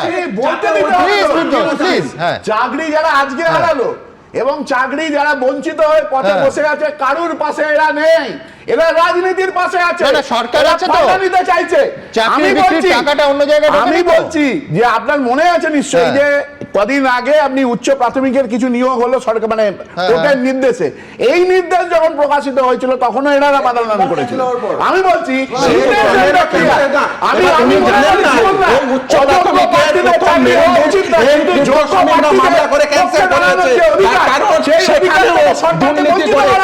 যারা চাকরি পেয়েছে উচ্চ প্রাথমিকে তারা চাকরি পেত না যদি না প্রথম মেরিট লিস্টে ক্যান্সেল হতো। এবং পশ্চিমবঙ্গের চাকরির ইতিহাসে মুখ্যমন্ত্রীর নাম বিকাশ ভট্টাচার্য বা ফিরদৌস শামীম, কেন দায়িত্ব ছিল কমিশনের, আলাদা করার দায়িত্ব ছিল কমিশন, তারা করেনি। সুমনদা একটা ওয়ার্নিং দিয়ে যাচ্ছে আজকে, আমি এখান থেকে পরিষ্কার ওয়ার্নিং দিচ্ছি। প্রাইমারিতে 32,000 চাকরি ডিভিশন বেঞ্চে দয়া বেঁচে আছে, সরকারের কাছে এখনো সুযোগ আছে যে প্রবলেমগুলো আছে সলভ করুক। অ্যাপটিটিউড টেস্ট হয়নি পরিষ্কার, রিজার্ভেশন রোস্টার ফলো হয়নি পরিষ্কার, প্যানেল নেই পরিষ্কার, ওএমআর নেই পরিষ্কার, ওই চাকরিগুলো যাবে একদম। কিন্তু তার আগে আমার বক্তব্য খুব পরিষ্কার, সেটা হচ্ছে কোনো বিকাশ রঞ্জন ভট্টাচার্য এবং ফিরদৌস শামীম বা সুদীপ্ত দাশগুপ্তর কথা আদালতে গ্রাহ্য হতো না যদি প্রথম দিন নিম্ন আদালতে বা হাইকোর্টে বা সুপ্রিম কোর্টে এসএসসি দিয়ে বলতো যে এই হচ্ছে আমাদের যোগ্যদের তালিকা আর এই হচ্ছে মাননীয় ধর্মাবতার যা চেয়েছিলেন অযোগ্যদের তালিকা। আমি বলছি গ্রাহ্য হতো না বিকাশ রঞ্জন ভট্টাচার্য কি বলেছেন তা, কিন্তু সেইটা কেন করা হলো না এ প্রশ্ন চিন্ময় বাবুদের তরফ থেকে, অমিত বাবুদের তরফ থেকে, এরম অজস্র চিন্ময় এবং অমিতের তরফ থেকে আমাদের থাকবে। আমার পরের প্রতিবেদন যে এইখানকার প্রাতিষ্ঠানিক দুর্নীতি যেটা বারবার আজকে সুপ্রিম কোর্টে এই 41 পাতার রায় উঠে এসেছে, কেন বলা হচ্ছে, কেন সুপ্রিম কোর্টের মাননীয় প্রধান বিচারপতি বেঞ্চ সেটা মনে করছে দেখাবো। ব্যাপকভাবে কারচুপি ও জালিয়াতি হয়েছে, এগুলোকে চাপা দেওয়ার প্রচেষ্টা হয়েছিল, তার জন্য পুরোটা সংশোধনের জায়গাতেই নেই। 2016 এসএসসির পুরো প্যানেল বাতিল করতে গিয়ে এমনই মন্তব্য করেছে সুপ্রিম কোর্টের প্রধান বিচারপতির বেঞ্চ, আর এর জন্য রাজ্য সরকারের দিকেই আঙুল তুলেছে চাকরিহারারা। আমরা যোগ্যতা দিয়ে ইন্টারভিউ দিয়ে হয়েছিলাম, আজকে আমাদেরকে পথে বসানো। এই নিয়োগ দুর্নীতির মামলাতেই গত বছরে গ্রেপ্তার হয়েছে শিক্ষা দপ্তরের হুরা, প্রাক্তন শিক্ষামন্ত্রী পার্থ চট্টোপাধ্যায়, মধ্যশিক্ষা পর্ষদের প্রাক্তন সভাপতি কল্যাণময় গঙ্গোপাধ্যায়, এসএসসির প্রাক্তন চেয়ারম্যান সুবীরেশ ভট্টাচার্য, এসএসসির প্রাক্তন উপদেষ্টা শান্তি প্রসাদ সিনহা, প্রাক্তন সচিব অশোক কুমার সাহা।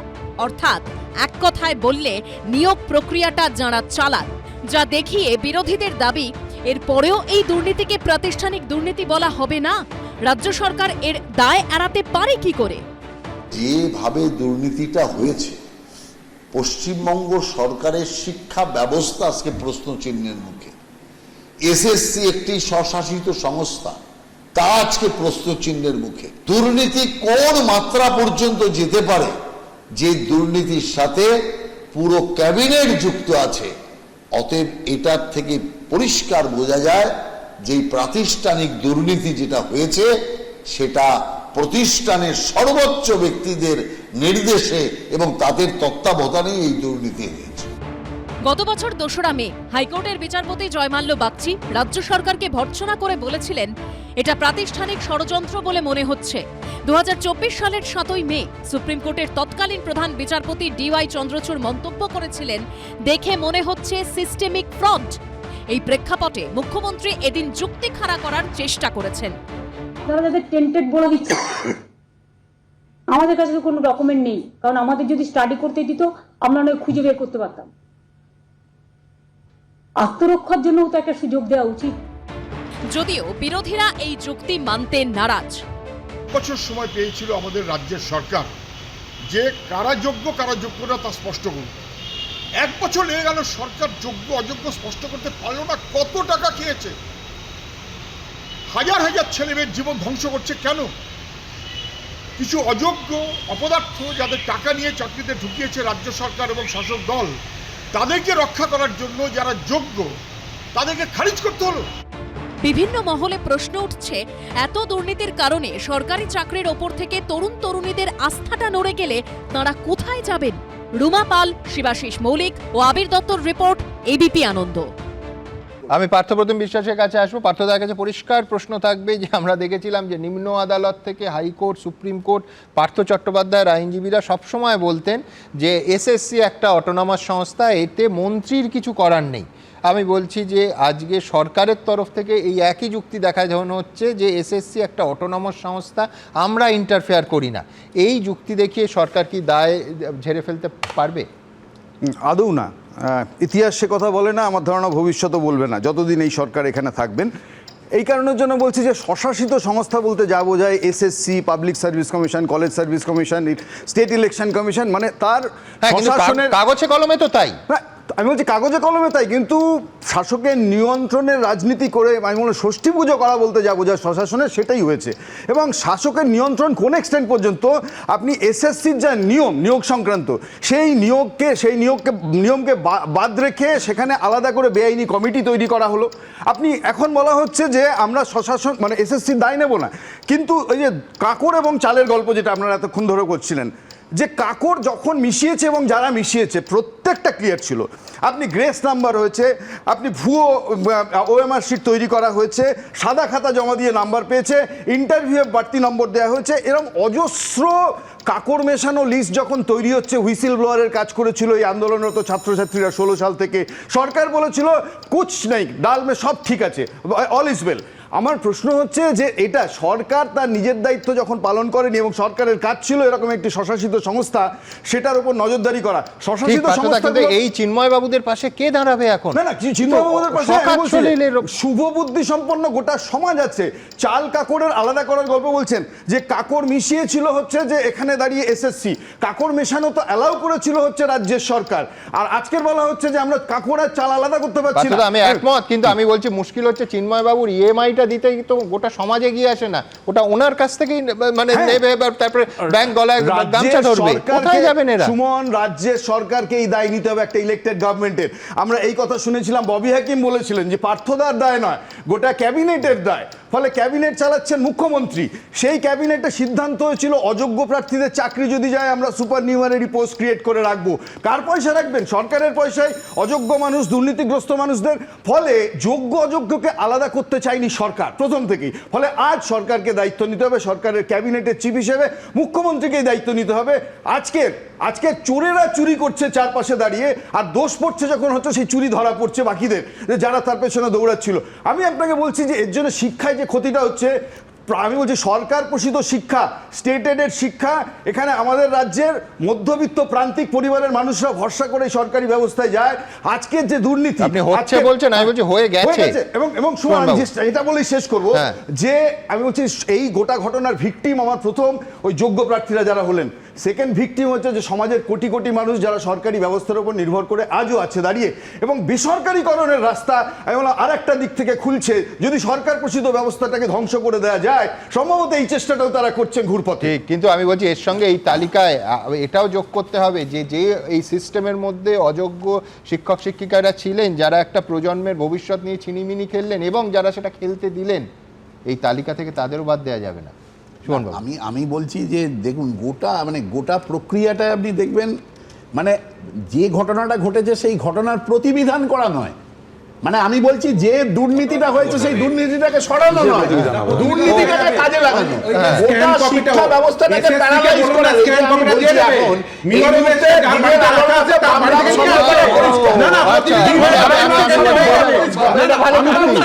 যে দুর্নীতি করবে সরকার আর প্রতিবিধান করবে হচ্ছে বিরোধীরা।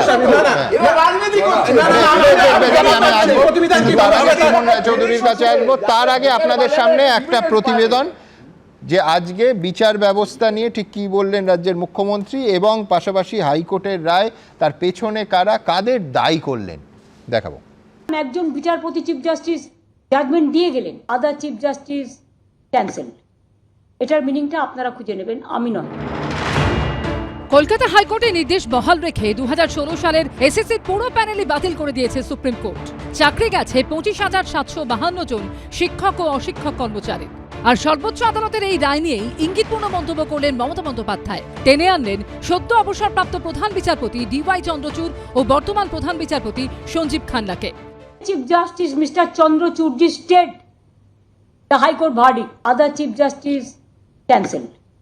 এটার মিনিংটা আপনারা খুঁজে নেবেন, আমি নয়। আমি কিন্তু জাজকে রেসপেক্ট করে বলছি, আমি জাজমেন্টটা মেনে নিতে পারছি। শেষ পর্যন্ত মুখ্যমন্ত্রীর সুপ্রিম কোর্টের নির্দেশে জেলও খাটতে হতে পারে। অতিরিক্ত বাড়াবাড়ি করলে পরিস্থিতি কিন্তু ঘোরালো হবে। সেই কারণে আমি আবার স্মরণ করিয়ে দিই, রায়টা দিয়েছে সুপ্রিম কোর্ট। চাকরি বাতিলের সুপ্রিম কোর্টের রায়ের প্রেক্ষিতে সাংবাদিক বৈঠক করতে বসে অত্যন্ত তাৎপর্যপূর্ণভাবে মমতা বন্দ্যোপাধ্যায় টেনে আনলেন সদ্য দিল্লি হাইকোর্টের বিচারপতি যশবন্ত বর্মার বাসভবন থেকে পোড়া নোট উদ্ধারের প্রসঙ্গ। একজন বিচারকের বাড়ি থেকে যদি কোটি কোটি টাকা পাওয়া যায়, 15 কোটি সম্ভবত, তার শাস্তি যদি শুধু ট্রান্সফার হয়, তাহলে আমার এই 25,000 ভাই বোন তাদেরও ট্রান্সফার করতে পারতো। চাকরি বাতিলের নিরিখে মুখ্যমন্ত্রীর এই মন্তব্য কি বিশেষ ইঙ্গিতপূর্ণ নয়? মুখ্যমন্ত্রী আমি শুনলাম যা বলছিলেন, একে গালাগালি দিচ্ছেন, ওকে গালাগালি দিচ্ছেন। এসএসসি তো রাজ্য সরকারের বাইরে নয়। গত বছর 22 এপ্রিল 2016 সালের এসএসসির প্যানেল বাতিলের নির্দেশ দেয় বিচারপতি দেবাংশু বসাক এবং বিচারপতি মোহাম্মদ শাব্বার রাশিদের বেঞ্চ। তারপরও কড়া মন্তব্য করেছিলেন মমতা বন্দ্যোপাধ্যায়। সরকারি গাড়িতে চলেন, সরকারি সিকিউরিটিতে চলেন। এই অর্ডারটা বেআইনি অর্ডার, আজ নয়, দীর্ঘদিন ধরে চলছে। এটা বিচারপতিদের দোষ নয়, এটা কেন্দ্রীয় সরকারের দোষ। তারা বিজেপির লোক দেখে দেখে এখানে বসিয়েছেন। চোর কখনো বিচার মানতে পারে না। চোর চুরি করেছে, সেটা ধামাচাপা দিতে চেয়েছে, কোর্ট তার পক্ষে রায় দেয়নি। 2021 সালে নিয়োগ দুর্নীতি সংক্রান্ত একটি মামলায় প্রথম সিবিআই তদন্তের নির্দেশ দেন হাইকোর্টের তৎকালীন বিচারপতি অভিজিৎ গঙ্গোপাধ্যায়, যিনি এখন বিজেপির সাংসদ। নাম না করে তাকেও নিশানা করেছেন মুখ্যমন্ত্রী। হাইকোর্টে এই ভার্ডিক্টটা প্রথম দিয়েছিলেন বিজেপির একজন, যিনি এখন এমপি হয়েছেন। জাজমেন্ট জুডিশিয়ারি ছেড়ে দিয়ে বিজেপির এমপি হয়েছে, তাম গাঙ্গুলি না ডাঙ্গুলি, আমি ঠিক জানি না তার আসল নামটা। আজকে তারা কোন মুখে বড় বড় কথা বলে। পাগলের পোলা আপনি বকেন, ওনাকে বকতে দিন। পাগলের পর আপনি পাগল হয়ে গেছেন আজকে। এত বড় ধাক্কা তো উনি আসেন। ওই ভদ্রমহিলা আসলে জোচ্চুরি করতে গিয়ে ধরা পড়ে গেছেন। সুপ্রিম কোর্টের রায়ের পর বিজেপি যখন লাগাতার রাজ্য সরকারকে নিশানা করছে, তখন পার্থ চট্টোপাধ্যায়ের আগে ব্রাত্য বসু যখন শিক্ষামন্ত্রী ছিলেন, সেই সময়কার প্রশংসা শোনা গেছে শুভেন্দু অধিকারীর গলায়। ব্রাত্য বসু শিক্ষামন্ত্রী এবং অধ্যাপক চিত্তরঞ্জন মণ্ডল পিএসসি চেয়ারম্যান থাকার সময় এ ধরনের কাজ তারা করতে দেননি। 2013 সালে পার্থ চ্যাটার্জিকে মন্ত্রিসভায় যুক্ত করার পরে, শিক্ষা দপ্তর দেওয়ার পরে, আজকে একটু আগেই চোরের মায়ের লম্বা গলা, চোরেদের রানী, তিনি বলেছেন এসএসসি দায়ী, এসএসসির হাতে কোনো ক্ষমতা ছিল না। সব মিলিয়ে বিতর্ক তুঙ্গে। বিজেন্দ্র সিংহ, ময়ূর ঠাকুর চক্রবর্তী ও শিবাশিস মৌলিকের রিপোর্ট, এবিপি আনন্দ। দেখুন, এই তরজারও একটা রাজনীতি আছে, সেই রাজনীতিতে নানা নতুন নতুন ঘটনাও ঘটছে। দুদিন আগে দেখলাম ওয়াকফ সংশোধনী বিল পেশ হওয়া নিয়ে মল্লিকার্জুন খার্গে এবং রাহুল গান্ধী 22টা এদেশের বিরোধী দলকে নিয়ে বৈঠক করছেন এবং তৃণমূল কংগ্রেসের প্রতিনিধিরা সেই বৈঠকে আছেন। আজকে দুদিনের মধ্যে দেখলাম এই রায়ের পর কংগ্রেসের প্রদেশ সভাপতি শুভঙ্কর সরকার বলছেন কোট আনকোট মুখ্যমন্ত্রীকে পদত্যাগ করতে হবে। সুপ্রিম কোর্টের এই রায়ের পর সরকারের এক মুহূর্ত আর নৈতিকভাবে ক্ষমতায় থাকা উচিত নয়। আমার পরের বক্তা সুমন রায়চৌধুরীর কাছে আমার প্রশ্ন থাকবে যে আমি এটা মানতে সম্পূর্ণ নারাজ যে হাইকমান্ডের সঙ্গে কথা না বলে শুভঙ্কর সরকার প্রদেশ সভাপতি হিসেবে মমতা বন্দ্যোপাধ্যায় তার পদত্যাগ দাবি করছেন, যিনি ইন্ডিয়া জোটের অন্যতম বড় শরিক, এইটা তার পদত্যাগ দাবি করছেন অফিসিয়ালি হাইকমান্ডের সঙ্গে কথা না বলে। এটা তো ये बात থেকে হজম নেই হুয়া। আমি সুমনবাবুর কাছে আসবো যে তাহলে কি কথা বলেই আমার খুব ভাল লাগে সুমনদার প্যানেলে এলে আমায় যখনই পোডিয়ামে উনি পাঠান উনি একবার ইন্ডিয়া জোটকে ছুঁয়ে নেন। ইন্ডিয়া জোট বলে দেয়নি কাউকে দুর্নীতি করতে, ইন্ডিয়া জোট কাউকে বলেনি গরু পাচার করতে, ইন্ডিয়া জোট বলেনি কাউকে কয়লা পাচার করতে, ইন্ডিয়া জোট কাউকে বলেনি আবাস যোজনার টাকা চুরি করতে, ইন্ডিয়া জোট শিখিয়ে দেয়নি মায়ের নামে আসা টাকা ভুল করে তার থেকে কাটমানি খেয়ে নিতে। ইন্ডিয়া জোট বলেছে স্বচ্ছ প্রশাসন দিতে। তা যদি মুখ্যমন্ত্রী, কিন্তু মুশকিল হচ্ছে এইগুলোর অভিযোগ যাদের বিরুদ্ধে ওঠে ইন্ডিয়া জোটে তারা পাশাপাশি চেয়ারে বসে থাকেন। যে আবার তো বলছি সুমনদা, ইন্ডিয়া জোট কি বলে দিয়েছে যাও বাংলায় ফিরে গিয়ে চুরি করো আর এখানে বসে আমার পাশে কফি খাও? কোনোদিন বলেনি।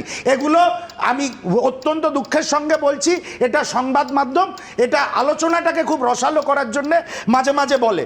আজকে মাননীয় মুখ্যমন্ত্রী এই রকম একটা পরিস্থিতি, এই রকম একটা ভার্ডিক্ট যেখানে সুপ্রিম কোর্ট দিয়েছে, উনি আবার কারুর নাম নিয়ে বা ডাঙ্গুলি গাঙ্গুলি এই সব কথাগুলো বলছেন। ওনা অ্যাকচুয়ালি সিরিয়াসনেস নেই তো ভিতরে। উনি তো খুব সন্তর্পণে ওনার দল, ওনার প্রশাসন আগামী প্রজন্মকে উৎসাহ দিচ্ছে লেখাপড়া করার কোনো প্রয়োজন নেই, ধীরে ধীরে বড় হও, আমাদের দলের সিন্ডিকেট ব্যবসায় জয়েন করো। এটা হচ্ছে মুখ্যমন্ত্রীর আবেদন। তাহলে এই ধরনের ইয়ার্কি মারতে পারে না।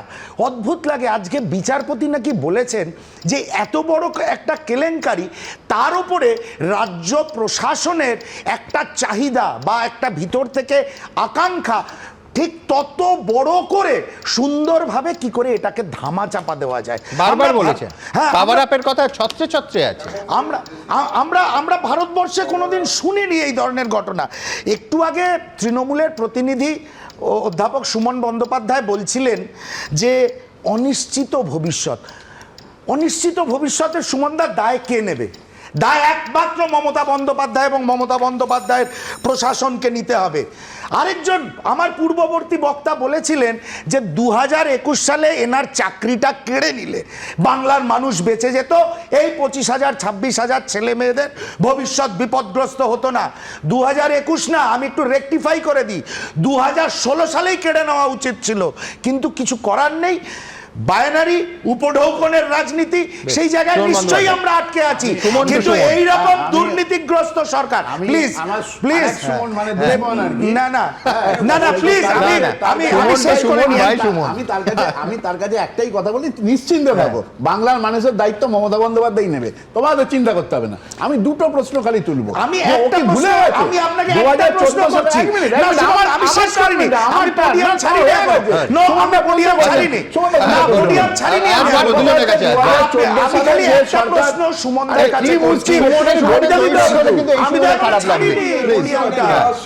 আমি বলছি যে সরকারকে সরিয়ে তরুণরা ক্ষমতা এলো 2014, তাদের নামে 4 লক্ষ কোটি টাকা দুর্নীতি ছিল। আমি বলছি ওনাদের প্রধানমন্ত্রীর নাম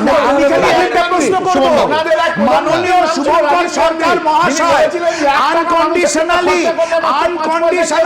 ইস্তফা দিতে বলেছেন আপনাদের মুখ্যমন্ত্রীকে, যিনি দুর্নীতির নেতৃত্ব দিচ্ছেন সারা বাংলা জুড়ে, যিনি দুর্নীতির নেতৃত্ব দিচ্ছেন। আমি 3টে জিনিস একটু বলতে চাই।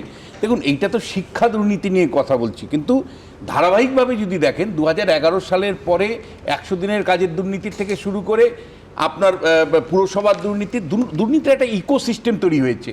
কিন্তু দুর্নীতিটাকে সিরিয়াসলি অ্যাড্রেস কি তৃণমূল কংগ্রেস করছে বা মমতা বন্দ্যোপাধ্যায় করছে? কোনো ইনস্টিটিউশনাল রিফর্ম আপনি আমার একটা সিঙ্গেল বলতে পারবেন যে বিশ্বনাথ একটা সিঙ্গেল ইনস্টিটিউশনাল রিফর্ম হয়েছে, একটা আইনি সংশোধন হয়েছে? সেটা হচ্ছে এই নেতাজি ইন্ডোর স্টেডিয়ামে উনি মিটিং ডেকেছেন, এই চিন্ময় বাবু, অমিত বাবু, এরকম হাজার হাজার চিন্ময় অমিতদের মুখে কোনো কি সমাধান সূত্র আছে? আমি সবার কাছে জানতে চাইবো। না, প্রথমত কি মানে অন্ধকার, মানে একেবারে অন্ধকার হয়ে গেল সবটা এদের ভবিষ্যৎ। না দেখুন, আমি বলি সমাধান সূত্র রয়েছে। সমাধান সূত্র কি? ওই 28 নম্বর প্যারাগ্রাফটা বললাম না, মিরর ইমেজ উদ্ধার করো যেখান থেকে পাবে, যার বাড়িতে রাখা আছে। এখন দ্বিতীয় কথা বলি, দেখুন যা হয়ে গেছে, এরপরে আজকে অন্তত পক্ষে মুখ্যমন্ত্রীর বলা উচিত ছিল যে আগামী দিনে যত পরীক্ষা হবে ডকুমেন্ট গুলো 20 বছর সংরক্ষণ করে রাখবো, ভিডিওগ্রাফ করবো, বললেন না। আমি বলছি আগামী দিনেও একই সুপ্রিম কোর্টের রায়টা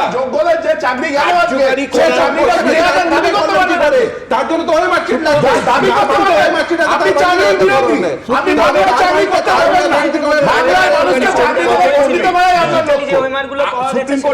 আমি বলছি সুপ্রিম কোর্টের রায়টা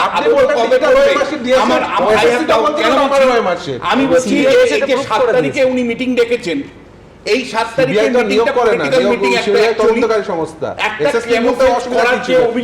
সুপ্রিম কোর্ট করেছে যে প্রত্যেক পরকে তথ্য চাপানো হয়েছে, ষড়যন্ত্র করা হয়েছে। আমি মনে করি 7 তারিখের মিটিংটাও একটা ষড়যন্ত্রমূলক মিটিং, পলিটিক্যাল ষড়যন্ত্র মিটিং, এবং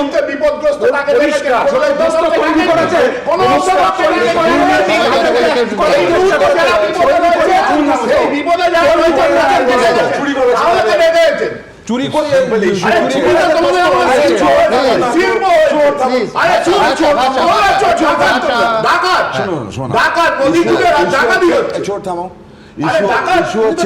এতগুলো যে কথা হচ্ছে, মানুষের কথা হচ্ছে, তো এই 3 মাসের মধ্যে করতে হবে। ফ্যাক্ট কতগুলো প্রবলেম থেকে যাচ্ছে এর মধ্যে। প্রবলেম হচ্ছে ওবিসি এ ইস্যুটা ঝুলে আছে, মমতা বন্দ্যোপাধ্যায় ব্যথার জায়গা, কিভাবে পরীক্ষা নেবে আমি জানি না। ফার্স্ট সেকেন্ড পয়েন্ট এখানে থাকছে, একটা প্রশ্ন আমার অন্যদের ক্ষেত্রে আছে, ভাইদের ইস্যু আছে, সেকেন্ড আছে, ভাইদের ইস্যুটা যেমন আছে। সুমনদা বলো তো, 16 পর থেকে নিয়োগ হয়, ওদের মুখে বললাম 16 পর থেকে নিয়োগ হয়নি, আপনারা জানেন আমাদের ভেরিফাইড এক্স অ্যাকাউন্ট সঙ্গে সুমন আড্ডাদের। আবার এই চোর এবং ডাকাতের ক্যাকোফোনির মধ্যে সন্দীপ মুখোপাধ্যায় তিনি লিখছেন, রাজ্য সরকার অযোগ্যদের পাশে দাঁড়াতে গিয়ে যোগ্যদের সর্বনাশ করলো। তাপস কুমার লিখছেন, শনাক্ত হলো না বরং সর্বনাশ হলো। রঞ্জন দে মজুমদার লিখছেন, রাজ্য সরকার কোনোভাবে দায় এড়াতে পারে না। শর্মিষ্ঠা দত্ত লিখছেন, কাঁকড় আর চাল হয়তো ইচ্ছে থাকলে আলাদা করা যেত, কিন্তু সেক্ষেত্রে কোলাকুলি চুরি ধরা পড়ে যেত। সুভাষিস রায় লিখছেন, রাজ্য সরকারের অপদার্থতার জন্য যোগ্য শিক্ষকরাও চাকরি খোয়ালো। আবার বলছি, প্রথম দিন থেকে বলছি যে এই যোগ্য ছাত্র, যোগ্য চাকরি প্রাপক এবং অযোগ্যদের কেন আলাদা করা গেল না, এদের ভবিষ্যতের দায় কারা নেবে? আমরা এই শহরে নানা কৃতি মানুষের সঙ্গে কথা বলেছি, আজকে সুপ্রিম কোর্টের এই রায় কি বলেছেন তারা দেখাবো। সুপ্রিম কোর্টের পক্ষে বাছা খুব শক্ত, কারা দুর্নীতির মাধ্যমে চাকরি পেয়েছেন আর কারা দুর্নীতির বাইরে থেকে চাকরি পেয়েছেন।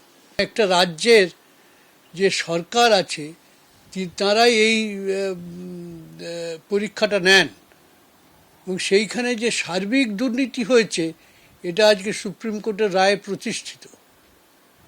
এটা প্রতিটি পশ্চিমবঙ্গবাসীর পক্ষে একটা লজ্জার বিষয়। এই রকম অবস্থায় এই দুর্নীতির মধ্যে দিয়ে গেলে আমাদের শিক্ষা ব্যবস্থা কি করে আগামী দিনে মানুষকে, আগামী দিনের যারা ছাত্র ছাত্রী তাদের আলো দেখাবে? এটা তো আপাদমস্তক দুর্নীতি করে এই চাকরির নির্বাচন প্রক্রিয়াটা হয়েছে। ফলে পুরো দায় নিতে হবে যারা দুর্নীতি করেছে। তাতে যদি প্রাথমিক শিক্ষা কাউন্সিল থাকে তাদের নিতে হবে, তার পেছনে যদি সরকার থাকে, সরকারের মন্ত্রীরা থাকে, তাদের দায়িত্ব নিতে হবে।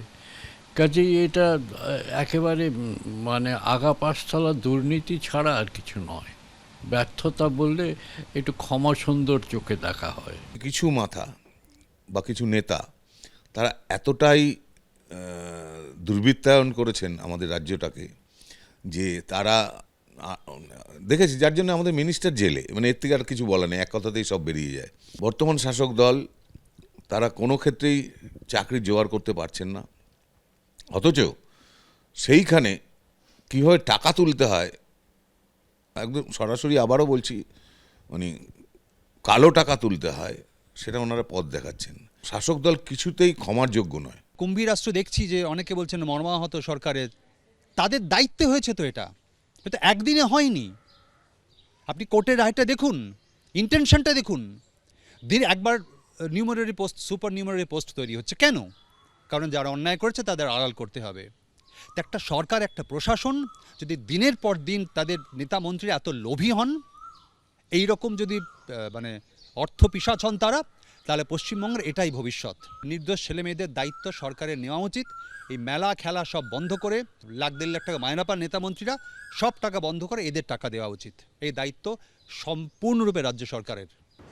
এসএসসি মামলায় দেশের সর্বোচ্চ আদালতের রায়ে যখন রাজ্য জুড়ে তোলপাড় চলছে, তখন আরেকটা মামলায় কলকাতা হাইকোর্টের কড়া মন্তব্যের সামনে পড়তে হলো সরকারকে। এসএফআই নেত্রী সুচরিতা দাসের ওপর, আপনাদের মনে থাকবে এই স্টুডিওতে সুচরিতা দাস তার বক্তব্যের কথা জানিয়েছিলেন। সেই সুচরিতা দাসের ওপর মেদিনীপুর মহিলা থানায় পুলিশি নির্যাতনের মামলায় আজ শুনানি ছিল মাননীয় বিচারপতি তীর্থঙ্কর ঘোষের এজলাসে।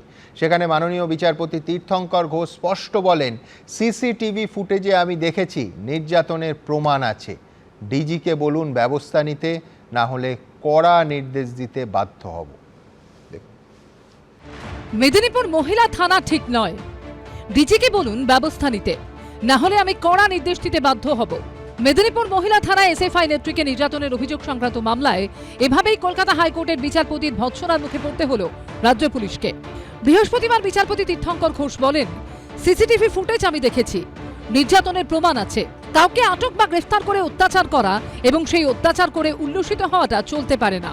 থানায় মোম দেখা গেছে। থানায় মোম থাকার প্রসঙ্গে তখন রাজ্য সরকারের আইনজীবী বলেন, কাগজ সিল করা মশার ধূপ জ্বালানোর জন্য মোম ছিল। এই দিন বিচারপতি প্রশ্ন করেন, আইজিপিকে সম্পূর্ণ ফুটেজ দেওয়া হয়নি, 17 ঘন্টার মধ্যে 13 ঘন্টার ফুটেজ দেওয়া হয়েছে, 4 ঘন্টা দেওয়া হয়নি কেন?